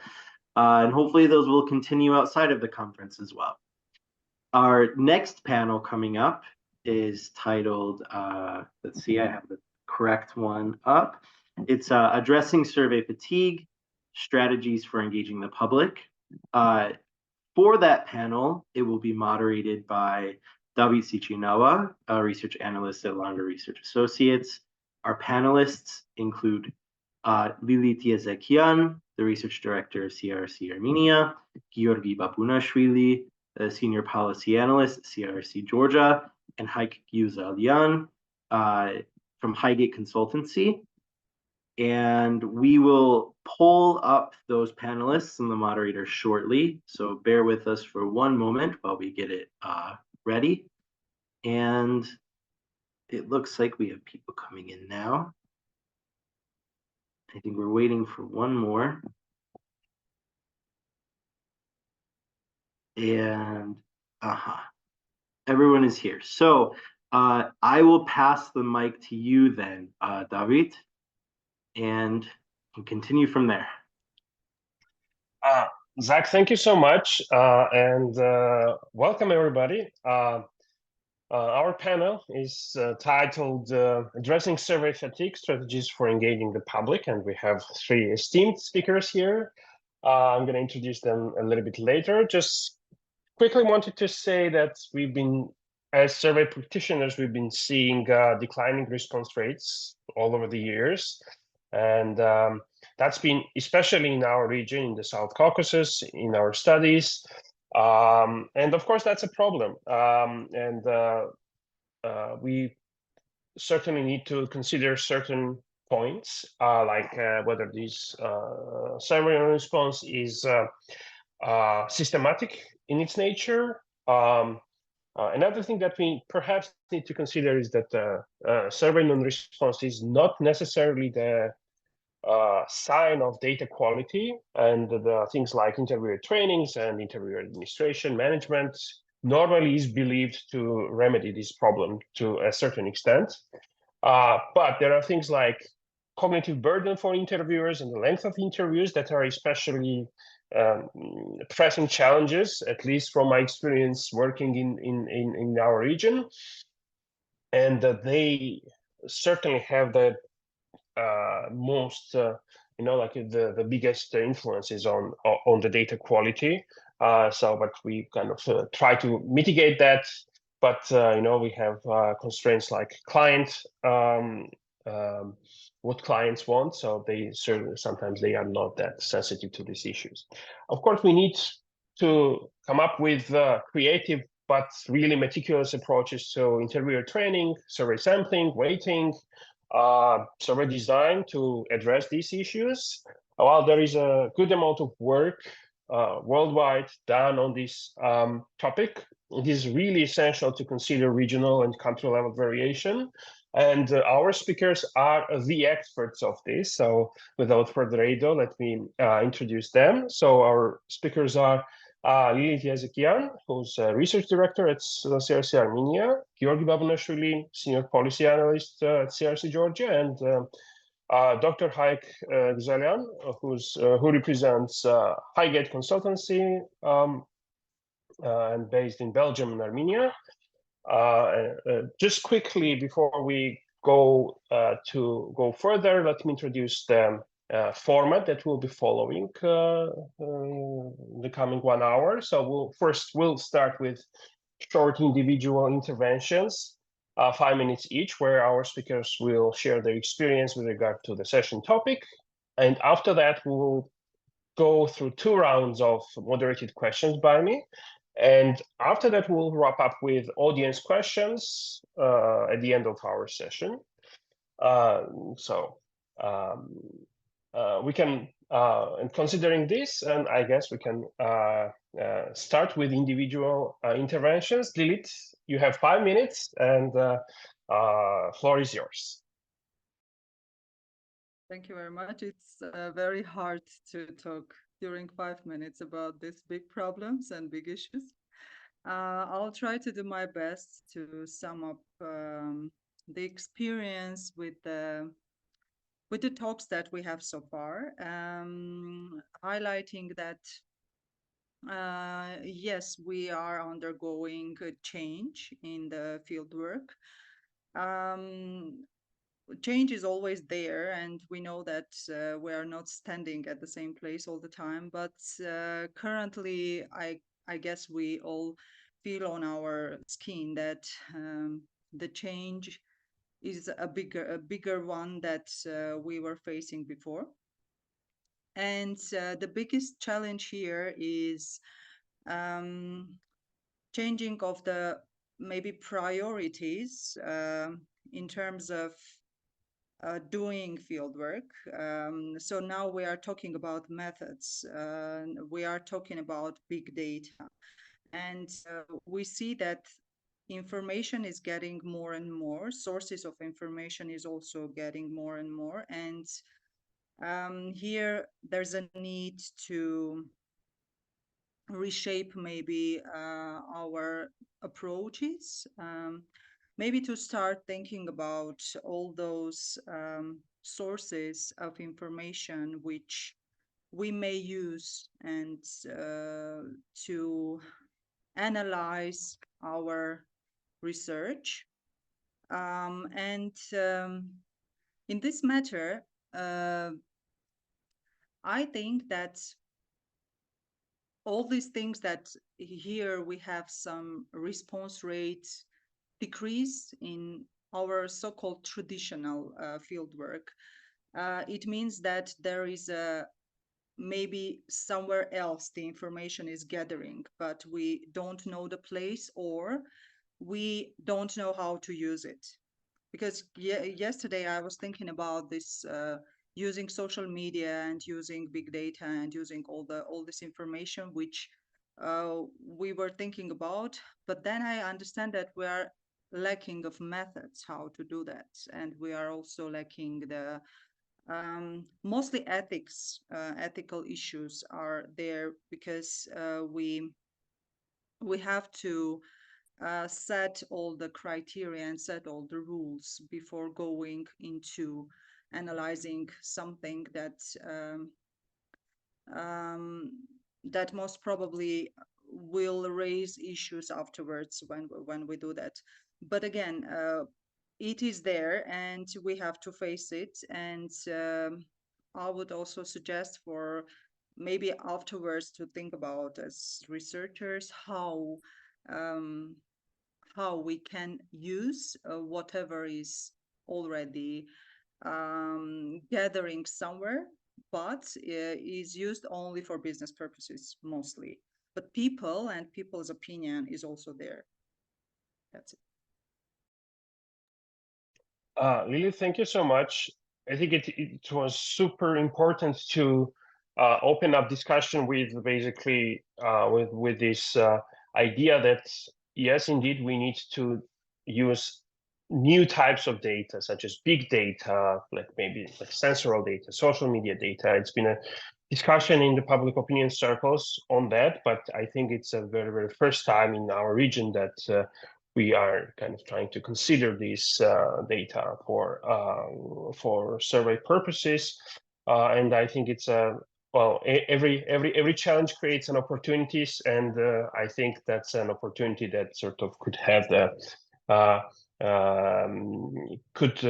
help us to push our kind of discipline further. Georgi, what do you think? Floor is yours. 5 minutes.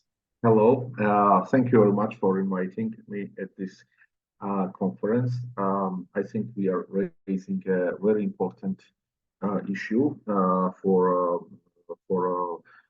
social research, and especially for quantitative surveys. What is described as participation of individuals, of respondents, which is measured usually by response rates.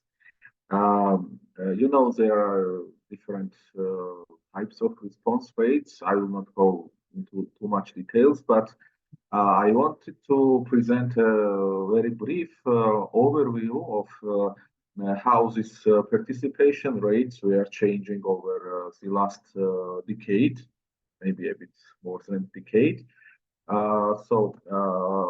When I came to CRRC-Georgia, these response rates were reaching up to 75% overall.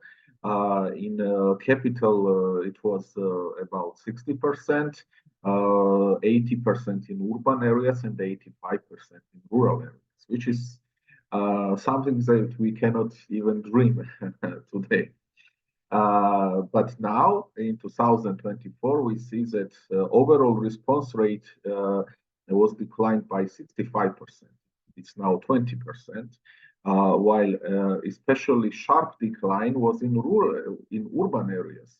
In capital, when we had 60% in 2009, now we have 12%, ranging usually 10 to 15, even 15 is not always reachable. So there is 70% decline in response rate. And the same goes in urban areas, other than capital. We see 45% decline. Of course, it's not so dramatic as in capital, but still significant. While in rural areas, the decline was 32%, 49, 50%. We can also look at, so this goes for face-to-face surveys. We can look also at phone surveys. CRRC started doing phone surveys, CRRC-Georgia in 2016. And we can see at first glance, there is interesting trends that response rate actually increased from 13% to 17%. But this might be misleading because if we go into details, we see that actually the reality is opposite. Why? The thing is that initially CRRC used the random digit tiling RDD technique for sampling.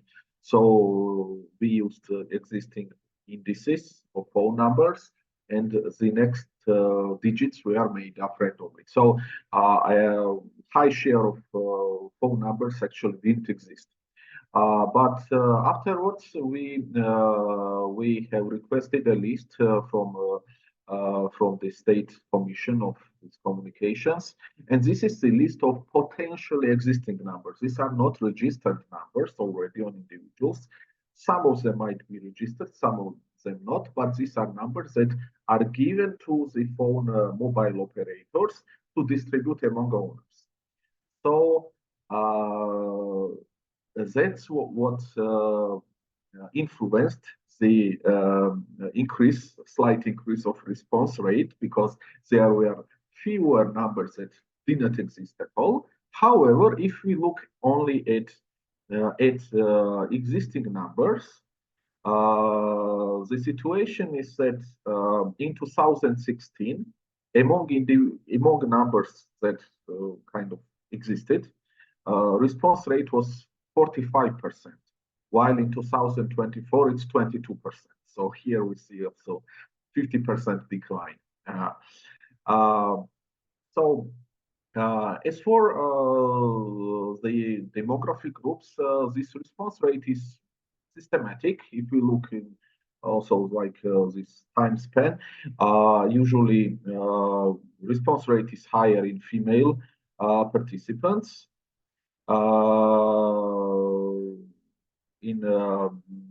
In older participants, and slightly higher among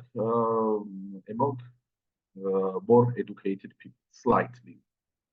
So very shortly, I know 1 minute left. So how do we usually address? Is doing several contact attempts. Usually we do 3 contact attempts, and if we look at the share of interviews collected during second and third contact, it's not very high. It's up to it's between 15 and 20% of overall interviews. But if we look into demographics, it's very important. We see that this second and third contacts balance the demographic groups. For example, interviews interviews done at first contact, they have like 32% of male respondents, but interviews done at second contact and third contacts have 39 and 49, 40 and 50 to say rounding, interviews with male. So we balance the genders. The same goes with age. For example, younger participants up to 35 years, only 15% of interviews done in first contacts are with these younger participants, but then it increases to 25%. Also, actually, the education variable is also balanced because at first contact we have about 30% of interviews with people with higher education, and it goes up to 45% in third contact. And very important, the highest difference is with employed people. So at first contact, only 33% of respondents who agreed to interview are employed, while at second contact it's 53%, and at third contact it's 63%. So having interview attempts, additional interview attempts, and especially at more interview attempts at non-working hours helps to catch people who are not so easily accessible. So I will stop here and give floor to. Yeah, Gio, thank you so much. It's very, very good, and certainly kind of ties into our next kind of round of questions. But before that, I'd like to give Heike an opportunity to provide his intervention on this. And apologies for not keeping up with the time. Yeah, hi, please go ahead, and you have 5 minutes. Thank you, David. Thank you for having me over. I think it's an important topic, and it would be interesting to see the results, the impact of this workshop. Yeah, in terms of survey fatigue and more generally, like declining response rates, I think we in our region are at a somewhat overlap of several factors. One, I think, is the natural progression of saturation of market with market research surveys, with social research surveys, which happens very, very tied in with the economic development. About 20 years ago, I moved from Armenia to Britain and continued working. And I was used in Armenia, in Kyrgyzstan, in Ukraine, where I was very used to 90% plus response rates, as Georgi was saying, the golden age that we will never get back again. And I saw in Western Europe that was absolutely unachievable. We would be getting 50% response rates, and with every year, more and more money had to be spent on extra measures in order to keep the response rate at the same level. It's advanced letters, it's additional incentives for interviewers, it's additional visits, going from 3 visits to 4 to 6 to 12 in some cases, and still it wouldn't go up over 50%. And I was seeing the same thing, like in Eastern Europe, then Hungary, Poland, Czech Republic, you would see a situation between Western Europe and our region. So it was somewhere in between. And the rates were continuing to decline. So that was one thing, like just survey fatigue. But then in the recent years, we had varied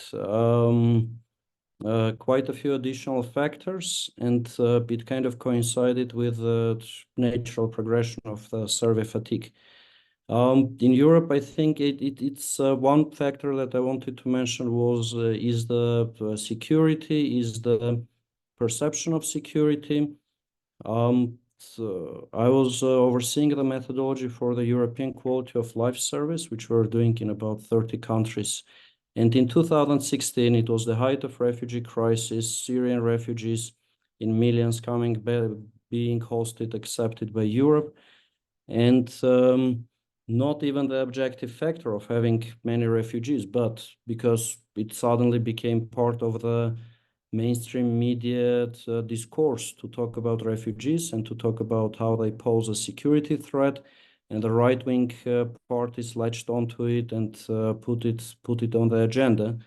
So in Germany, which was a country with fairly good response rate, we couldn't even dream of reaching 50% target response rate set by the clients. And we were struggling to get 20% response rate because suddenly people were not opening doors to strangers. Suddenly it was 3 times our interviewers were reported to the police as somewhat like strangers lurking in the neighborhood. So security was one thing. The second, of course, big factor, the pandemic and how it changed the issue of how we engage with people outside of our doors. Suddenly this face-to-face and in-person contact is not the default option. I know a lot of people who just never open the doors. They no postman, no friends. I mean, whoever comes to visit, they give a call, they engage via text messages, WhatsApp. So the doorbells and generally engaging with strangers through the door is just not done anymore. And this brought to a very strange situation in, for example, during the pandemic, the European Social Survey, which has been running for 24 years, since year 2000. But I had to change, during the pandemic, I had to change the mode of contact. So they went through face-to-face, which was the absolute default and compulsory approach, to online. And following the pandemic, they're now trying to run fieldwork in, I think it's running in about 25 countries in Europe and the neighborhood. And suddenly the face-to-face response rates are not only declining, they're below 20%. And the online response rate, which was always in single digits, which was always very, very low, through the postal invitations, through people getting a letter in the mail and clicking on the QR code, for example, scanning the QR code, that response rate to online surveys is now higher than face-to-face. That's a completely surprising and ridiculous situation to imagine 20 years ago. Nobody was ever engaging in online surveys. So yeah, I think I'll stop here just about other factors other than the survey fatigue. Thank you so much, Heike. So I think the first round of intervention certainly provided a good context for our first main set of questions, which is, and I would ask our speakers to explore a little bit the nature of non-response, whether that's systematic, and if there is non-response is systematic, which groups tend to be undercounted. So we'll also have about 5 minutes each in total, and I will start with Gio, Heike, and Lilith in that order. Gio, please go ahead. Thank you, Dato, for the question. As I briefly mentioned, in terms of demographic groups,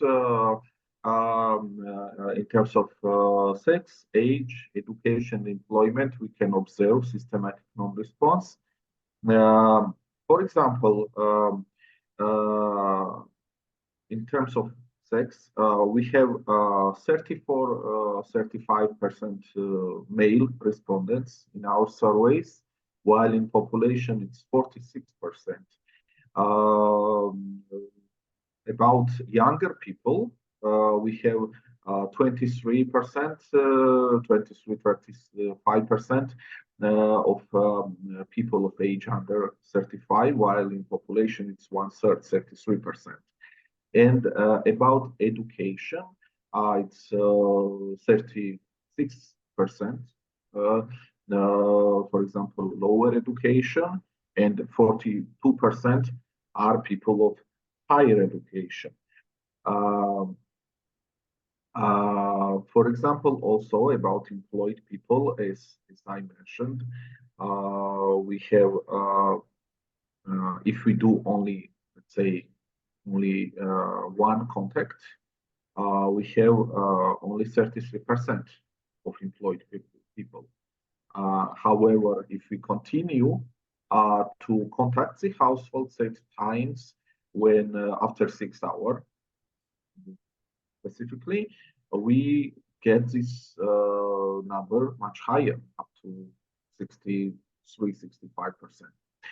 Of course, this we cannot get the exact balance of demographic groups to population due to the systematic non-response, because in some groups you have stably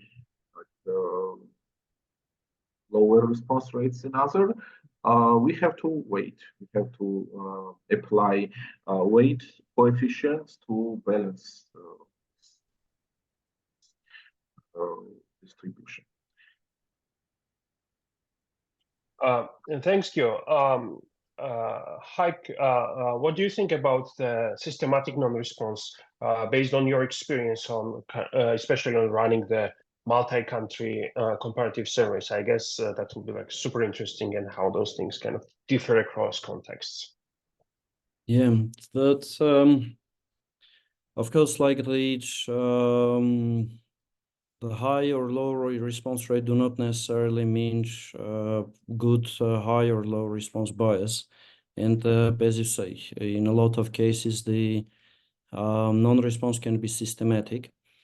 The thing is that with the variables that we can predict, and Georgi mentioned very good review of those: education, age, employment. We can come back and fix them with a weighting. So it's the easiest problem to fix, because we can just do this, correct it as far as we know about the general population.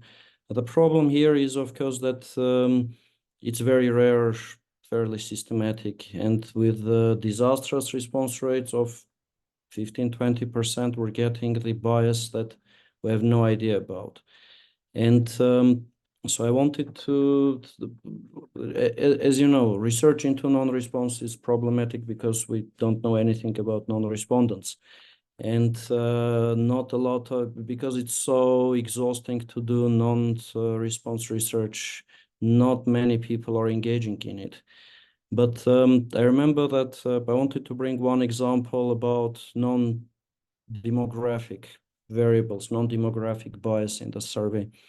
I was overseeing the methodology for active people in Wales survey, which was looking into people being fit, going to gym, doing sports and things like that.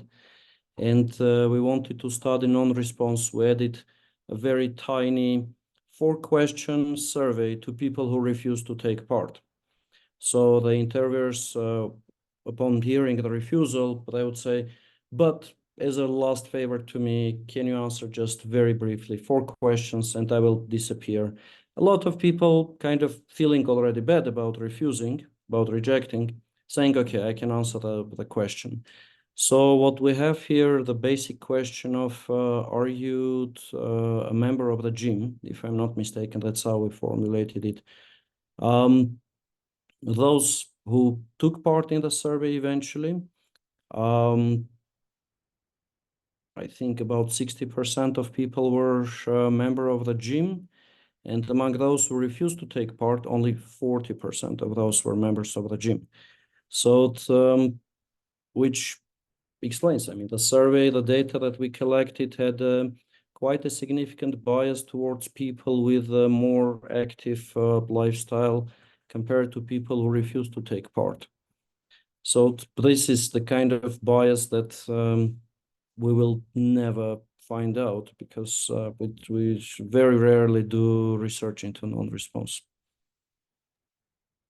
Hi, thank you so much. I think it's I think you bring out a very, very important topic and it's like a whole can of worms, so to say, that how well we measure. Basically, it's also a kind of measurement problem, right? So basically, I mean, what we receive. So do we actually, how kind of confident we can be with the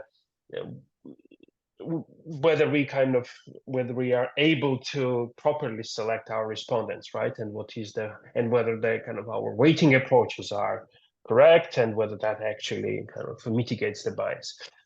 Lilith, what do you think on this topic? I mean, what is the nature of systematic non-response based on your experience? Thank you very much. This is a very important question. I have to be cautious here when I talk about Armenia. Maybe my colleagues from other research companies have done the thorough research on this. I can tell just observations, which we have also heard from my colleagues from CRRC-Armenia during previous session. What I think about this thing is that it has different angles. So I've seen in Datavik's presentation the Pew Research data on non-response for the groups, which groups are usually do not respond to the surveys. And I was thinking that for Armenia, this is a bit hard to research this topic because of this turbulent situation starting from at least 2020, and to find out where is this systematic non-response, and then to research how how it comes, and then to analyze why it is so. We have to have a little bit of more or less normal situation to see why our society doesn't want to participate in the surveys. From the other point of view, I see that when countries are developing on this way, research methods are getting better and quality is getting higher. And it means that our questions are getting more because we have to check them. We can't ask 10, 15 questions and do an analysis on this because we have to, in quantitative studies, of course, because we have to compare them. And if we also do some correlations, construct some models, we need more questions. It means that we are going with heavier questionnaire to our respondents. And it is a natural thing which is going when the country is developing. From the other side, our time is accelerating. So people don't have time for long questionnaires, for long engagement with other people in any topic, I would say. That's why Heike was mentioning about these online surveys, because people may fill this in the night, let's say, when they have time. And I wanted to stress here my understanding of systematic non-response is, if we talk about developing countries which are closer to, developed countries, or the ones that are already developed, it is a natural situation. For the countries which are still in development phase and they didn't reach the middle income, it means that there is a room to do research there and to get our response rates higher. And currently we have this type of situation. Compare South Caucasus with Central Asian countries, which with longer questionnaire, they have higher response rate than we have. And it is hard to convince that in South Caucasus it is already hard to do, though I understand that it is also showing that South Caucasus may be more developed in terms of economics.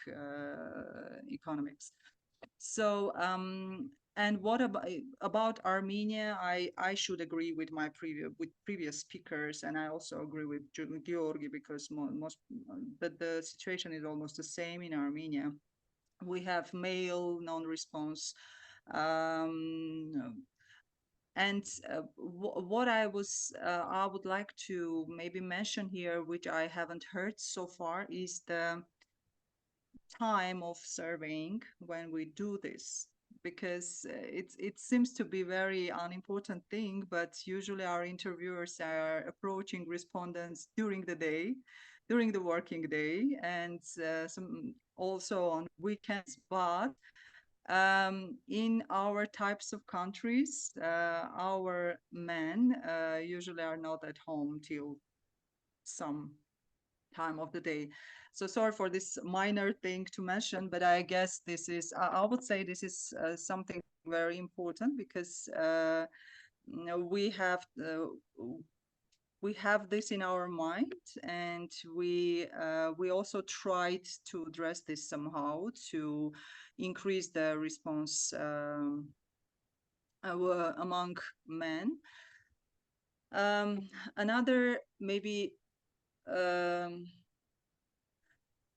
Another thing is this young people whose non-response is very high, and I understand that it is the same in European countries as in our country. It is again the mobility of these young people. What we saw during our research is that whenever you do the face-to-face interviews and whenever you do the telephone interviews, these are different, because it is easier to catch the youth 18 to 34, or when you try to reach them by phone, then try to reach them by face-to-face surveys. So this is another thing that we have seen during our our work, but it's very important to do a thorough research on this topic because we have this data. We just have to analyze it.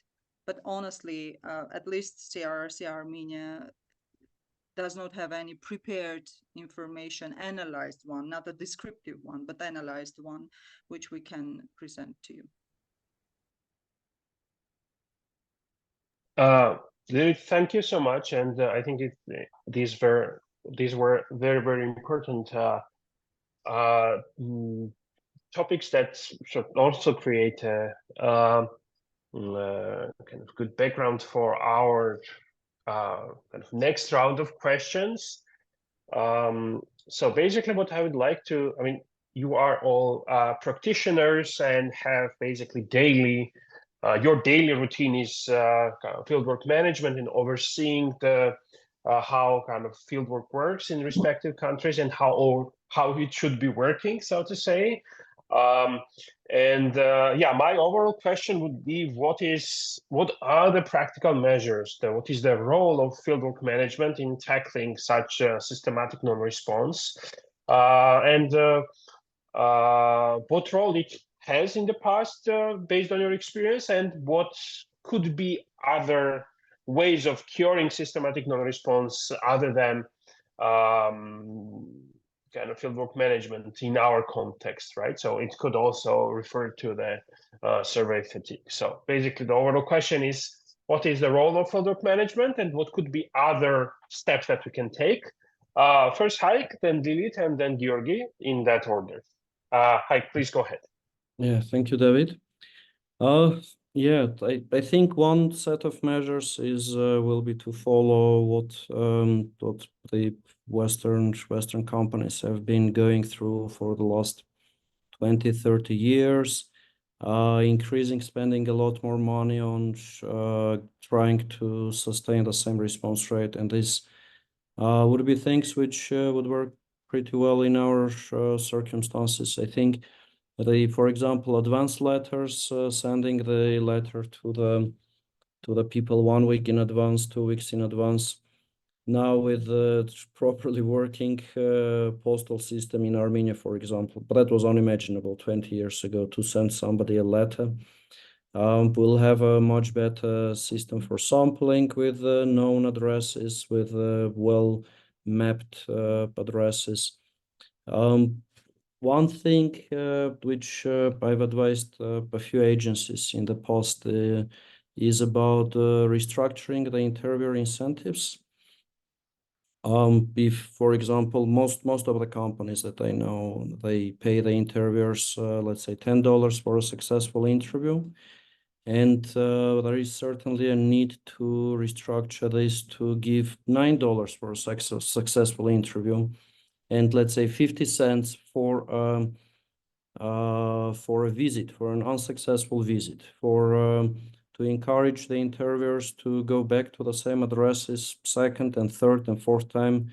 So not only forcing them to do that if we have to, but also providing some incentives to actually actively engage non-respondents, and that would hopefully be a kind of a push towards a higher response rate. The main problem, however, and I think this was voiced in the previous discussion, is that this kind of change costs money, obviously.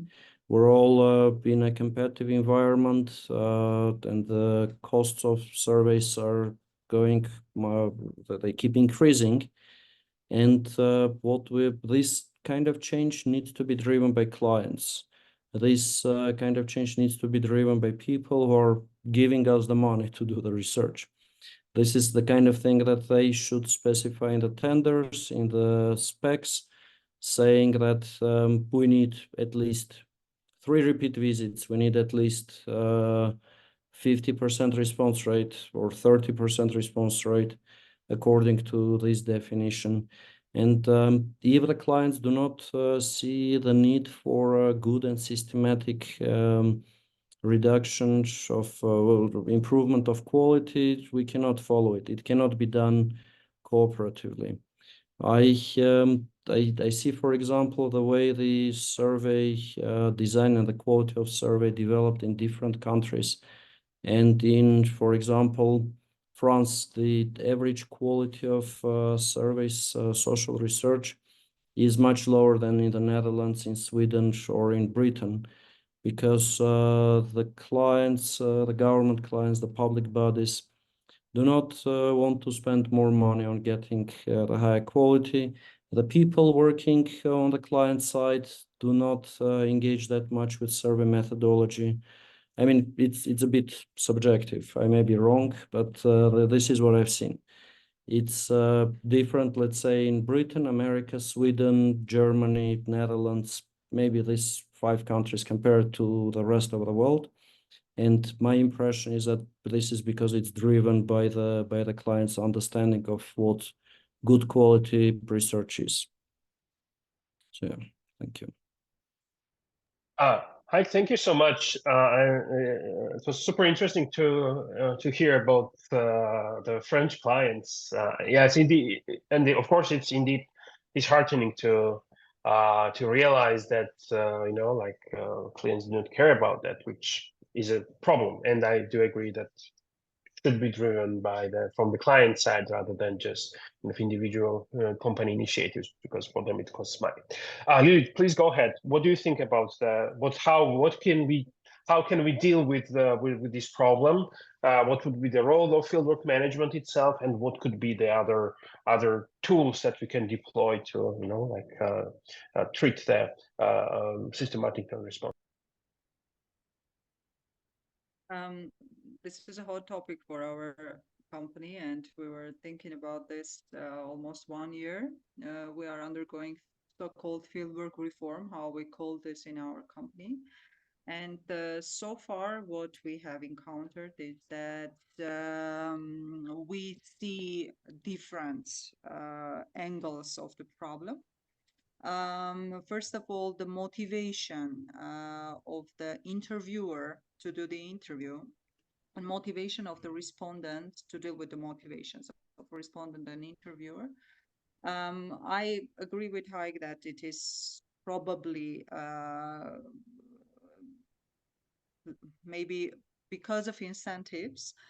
But interestingly, we have tried to incentivize with money, and it doesn't work with several occasions that we have tried this.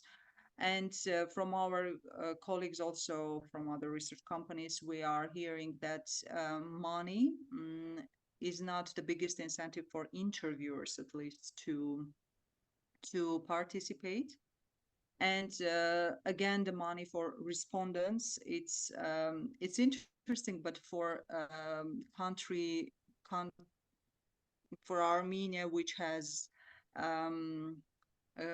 not considerable, but I would say not very low poverty. It's interesting that this even small incentives doesn't give this motivation for participation in the interview. So if they want to participate, that's enough for them. So again, money is a little bit controversial thing, which we have to analyze further to see if it works, in which terms it works. Maybe the combination of incentivizing will work somehow.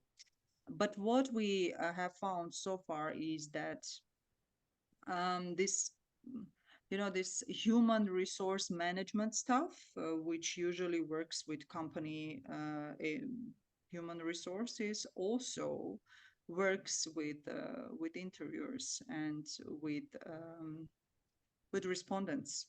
So it means that this very usual human interaction, which has to be professional and has to also have the component of this polite, way of dealing with people.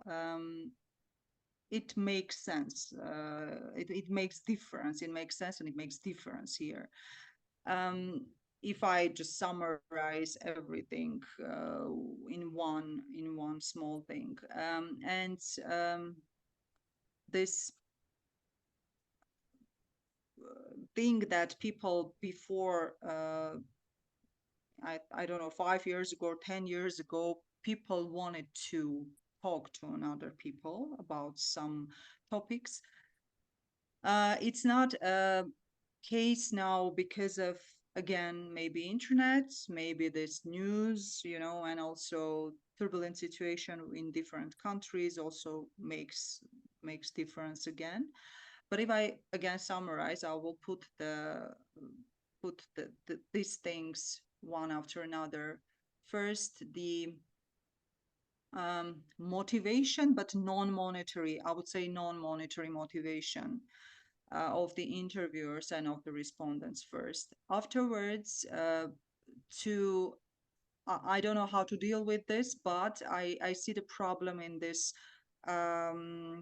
much of the information which people are receiving, and they really don't want to interact with other people. And this is, again, something which will be visible mostly in some years, in upcoming years. We will see how this change will stabilize somewhere, and then we can maybe analyze this. Lily, thank you so much. I think you also brought up a very important topic of interviewer training and perhaps introducing new approaches in interviewer training issues. That's certainly data quality certainly is associated with the quality of interviewing and the quality of the training that interviewers are undergoing. And thank you so much for pointing out that. Gil, what do you think? How we can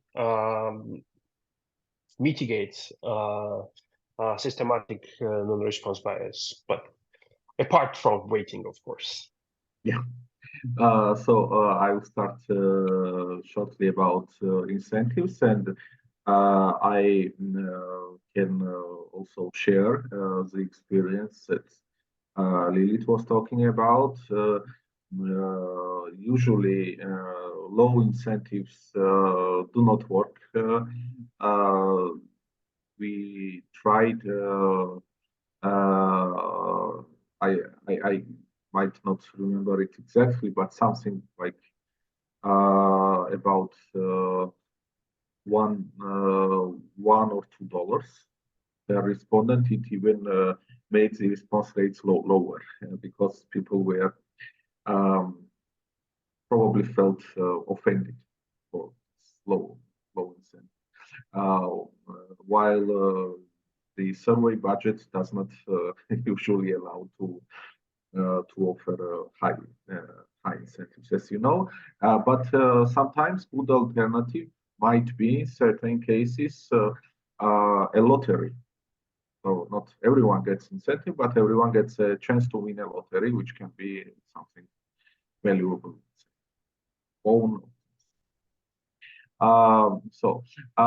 But as for more like regular approaches, I already talked about the contact attempts, and I will not repeat the same. I will focus a bit more on contact times. Only contact attempts do not remedy the situation. It's important how interviewers and the fieldwork management distributes the contact time of with the households. And if we look at contact times of typical CRRC survey, we see an interesting picture that, like, if we divide the contact times for working hours, like from 8 of morning to 6 p.m., and post-working hours, like after 6 p.m., we see that, like at first contact, only 3% of interviews are conducted after working hours. So when interviewers start working in the field, they use first the most time of the day, like the first half and more convenient hours. And 97% of interviews are done in this period, like from 8 to 6.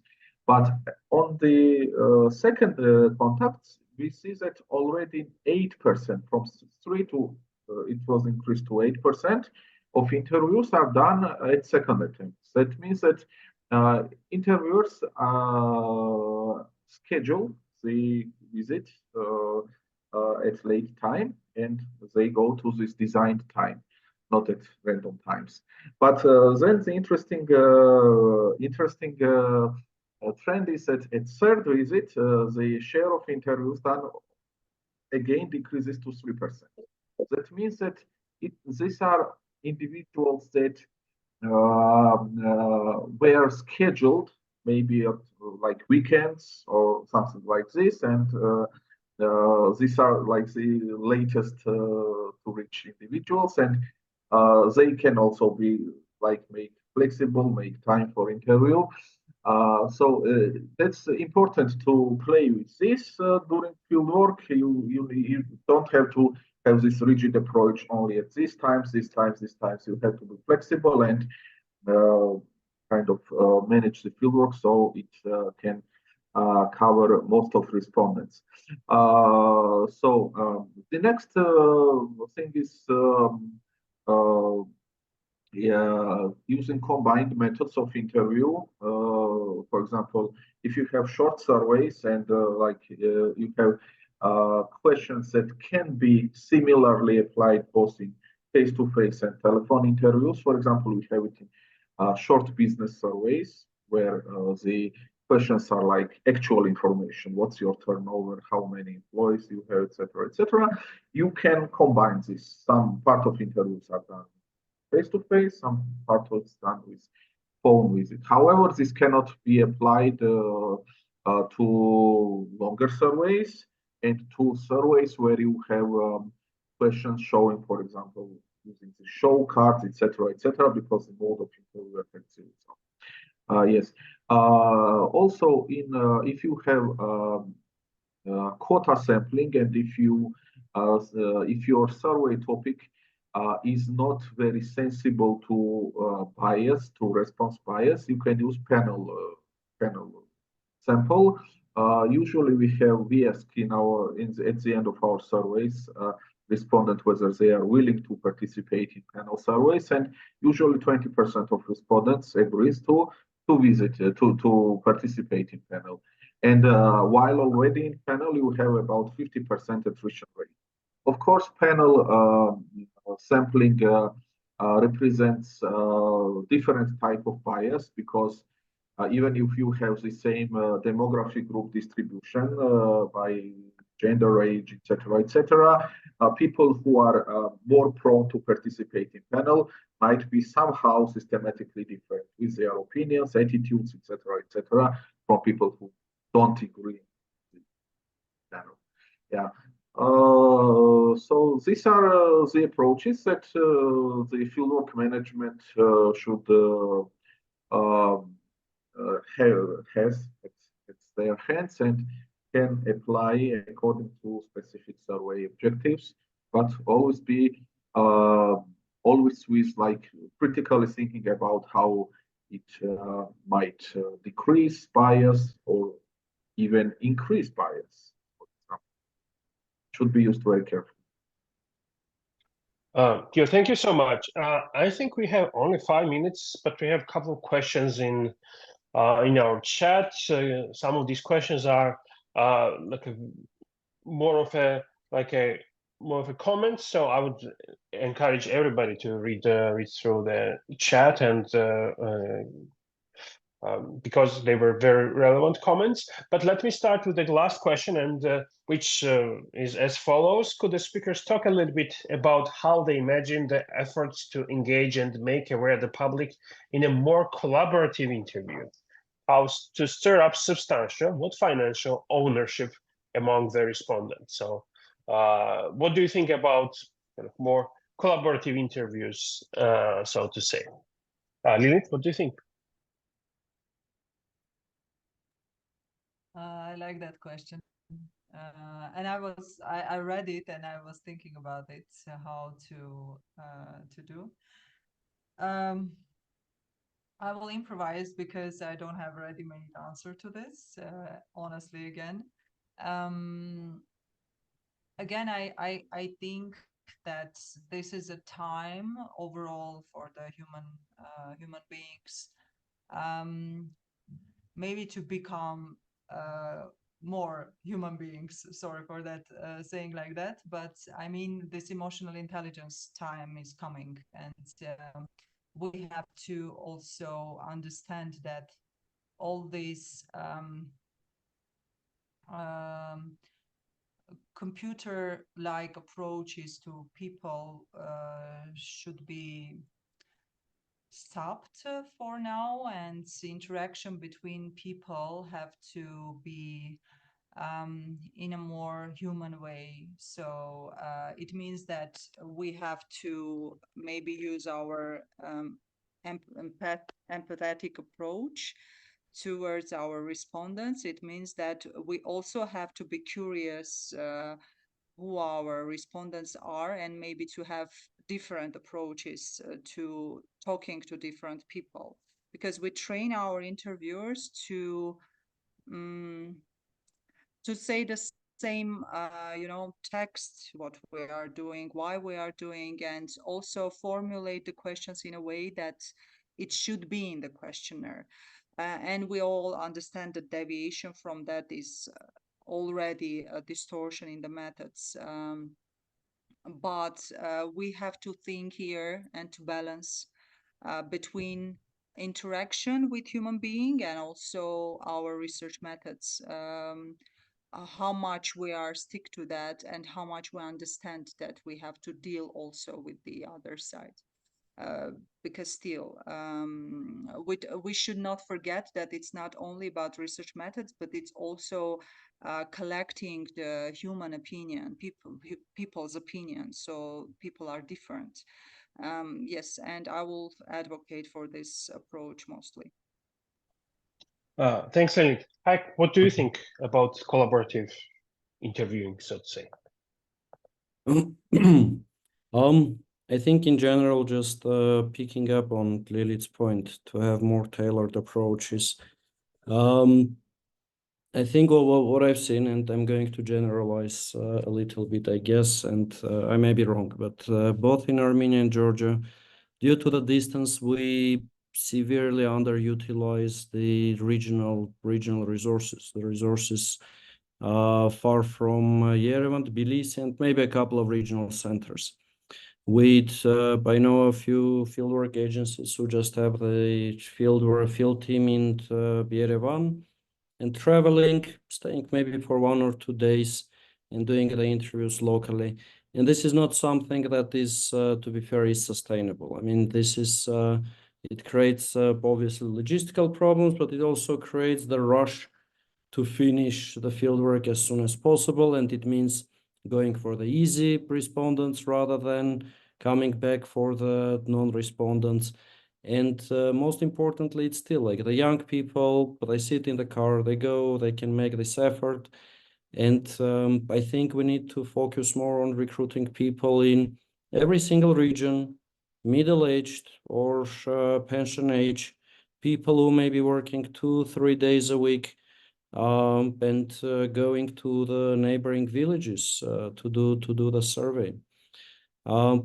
It's not easy, but this kind of we're underutilizing the interview resources who are locally in smaller cities, not only like in let's say Goris and Gyumri, but also smaller places who can travel 30 minutes to the next village and do that.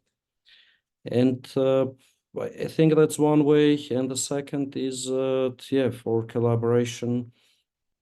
I think we will naturally come to sharing the field force, sharing the field. And I've seen it happen in Britain. At some point, there were about 4 large companies with large field forces, which could cover national face-to-face surveys. And the sample sizes on a lot of surveys are 10,000 interviews, 30,000 interviews. These 4 companies may be competing for smaller projects, for larger ones, where clearly there will be an issue of capacity They often collaborate. Two of them collaborate on one proposal, going against the other two. And yeah, that's about collaboration. Thank you. Yeah, thanks so much. I think we are over time, but I will still give Gio maybe a minute or two to also express what he thinks about the collaborative interviews and these utilizing this approach in survey research.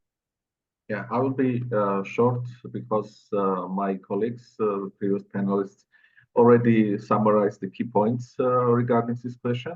But I will repeat once again that it's important for respondents to understand the purpose of the research, who is doing this research and why, in order to be interested and feel that his or her opinion is important. And that's why we have this introductory text prior to every questionnaire. And also, what's important is that the respondents are given opportunity to contact us and ask additional questions. We gave them our phone numbers, and we have cases actually during the recent period.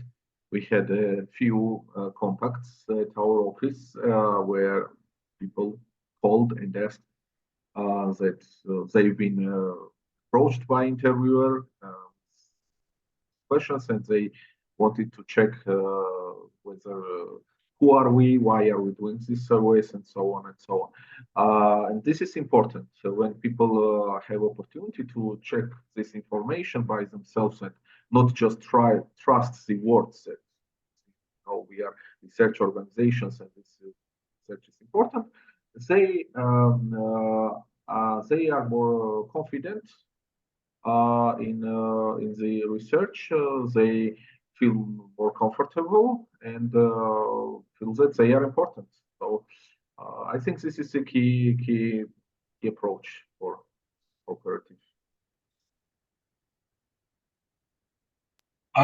Thank you so much, Gio. I think I would really like to apologize to all our other authors of questions. I think Sona was there, but since Sona will be wrapping up the conference, I think he will have the opportunity to also, express that. And with this, I would like to wrap up our panel. I would like to say a big thank you to all participants, to our panel participants, the organizers, and of course our survey respondents who actually work for us and our interviewers to collect our data and to create this data so that we have a topic to talk about. So yeah, thanks for the invitation. I really enjoyed our panel, and I think the world goes to the organizers right now. Thanks a lot. Thank you. It was a pleasure. Thank you all so much. This was very interesting and strategic. And again, the generated insights are going to be very useful for the follow-up parts and the follow-up activities of this project. And thank you, David, for an excellent moderation as well. Now we are here, Zach and I, to wrap this up, just technically. But before leaving us, please await for the final short session that will come up after us as well. And we're just here to say that we really appreciate everyone's time and contribution to the making of this conference, including the panel speakers and the sip and chat session speakers, the moderators, the organizers as well. So thank you all and the attendees for your time. We really appreciate you.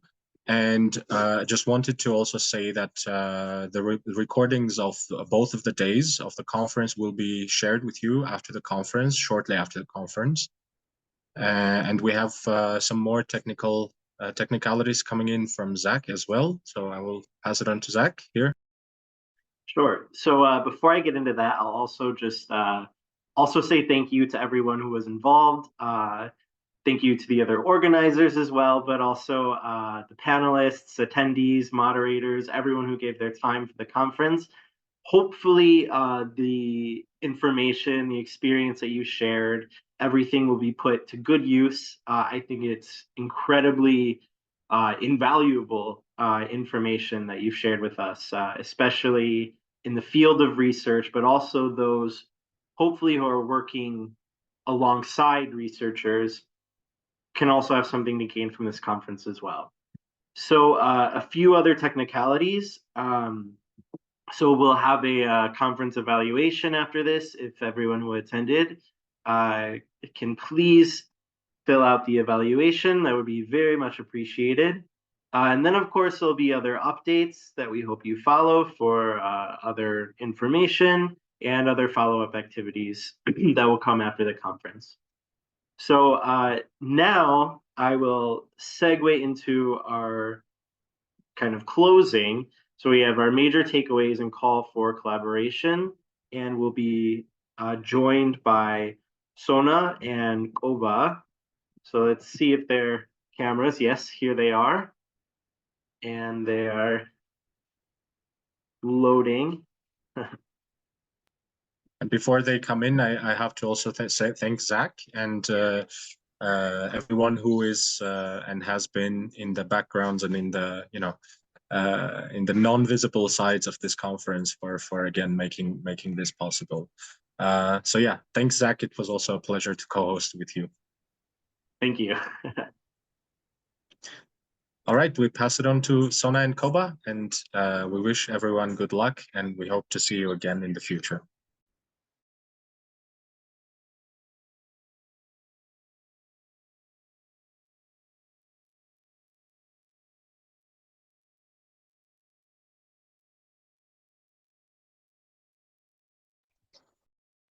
Sona, we can't hear you at the moment.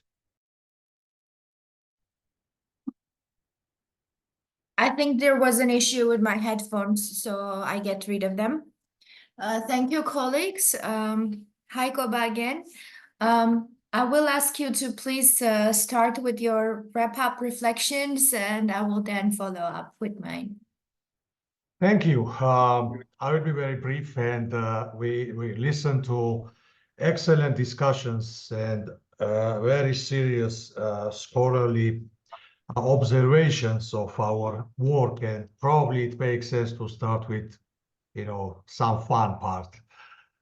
This concluding thing. Some years ago, I was teaching research methods class and describing sampling and non-sampling errors to the students, and as you know, this is a long list, and some of them asked, why are you doing surveys at all? If there are so many sources of error, which some of it you can measure, some of it you cannot. Now, when I was listening to my very esteemed colleagues and also thinking about myself of the work that we are doing every day and challenges that we face, I was thinking the same, like my students. Why are we doing this work at all? If it's so challenging, if we get the respondents tired, if we sometimes are encouraged to select the method that we understand that it's not the most effective one. But I also think that this is the nature of our profession. We have to work continuously for perfection, for slow and continuous improvements, and there we cannot do much alone as organizations or as individuals. Here is another, one example, what we started here, and so far it's work in progress of, collaboration between researchers. We established an association of public opinion researchers in Georgia. Now, I'm one of the founders and one of the leaders of the organization, but this is an organization which is association of individuals, not organizations. And this is, I think, quite significant obstacle why we are very slow on agreeing on standards and on helping each other, establishing standards and improving practices. I think when we start thinking what to do next and how to cooperate and how to agree on best practices and best ideas, it's important somehow to institutionalize that rather than being rather than limited individual to individual discussions. It can benefit if organizations that are behind researchers are engaged in this discussion to improve what we are doing and to address challenges that we are facing. And it's very obvious how these challenges are, how these challenges don't recognize borders. It's the same for the region and beyond the region. And even more challenges that started elsewhere in more developed, economically developed world are coming to us now. Unfortunately, without economic development, but still, all this high no response and low cooperation and a lot of problems that we discussed during these 2 days are coming from economically much more developed places, but came to us earlier than we expected. So with that, I just wanted to thank everyone who participated and then to ask to continue talking to each other and sharing experiences and solutions to each other so that we can deliver better services to the people. And now sound like a politician, but like I said yesterday, we do serve people, and we do serve people more than politicians do. Thanks again, and I'm sure Sona will wrap up things in more structured way. Thank you to organizers, thank you to participants, and looking forward to our future discussions. Thanks, Koba. So, esteemed colleagues, distinguished guests and speakers, fellow scholars, as we draw the curtains on what has been a truly enlightening conference, I am before you with a profound sense of gratitude and optimism, despite all challenges we are facing and we have discussed. Over the past few days, we have engaged in intellectual inquiry, exchanged diverse perspectives, and meaningfully looked at disciplinary boundaries and geographical divides and drivers in our work. These insights from our discussions have not only deepened, I think, our understanding of opinion surveys in the Caucasus and beyond, but have also underscored the critical importance of collaboration in advancing knowledge and fostering positive change in our work. Of course, thanks to CRRC teams, by the way, exceptionally collaborating research entities, and our partner Uppsala University and our funder Swedish Institute for making this event and these discussions possible. So as we reflect on the challenges and opportunities that lie ahead, one thing is abundantly clear. No single institution, no matter how esteemed, can tackle the complex issues we face in isolation. So in an era of global interconnectedness and also these multidimensional challenges, collaboration is not merely a choice, it is an imperative. So it is only by pooling our collective expertise, resources, and perspectives that we can hope to address the challenges we face. This is the way to move forward. And I also refer to Koba here, who has called for this before me. So now I call on my behalf upon all research organizations represented and not represented here today to come together in a commitment to transcend institutional boundaries and disciplinary silos to form robust networks for collaboration that leverage the complementary strengths of diverse stakeholders and not only research organizations. So whether we are grappling with methodological innovations or navigating geopolitical complexities or confronting our ethical dilemmas, let us approach these challenges with a spirit of solidarity and mutual support. So let us recognize the true collaboration that extends beyond the realm of only academia, only policy research, only research community. It encompasses partnerships with all sides of the story, including the community of interviewers and the respondents and citizenry themselves.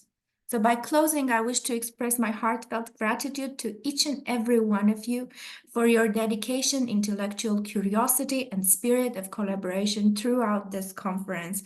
Let us carry forward and stay tuned for a continuation of this interesting endeavor and the project, because we will be coming back with a training initiative and also a call for forming an alliance for collaboration. So thanks, and may our collaborative endeavors continue to inspire and uplift all of us. This was what I prepared for closing of this very important event. Thanks much again. Thank you.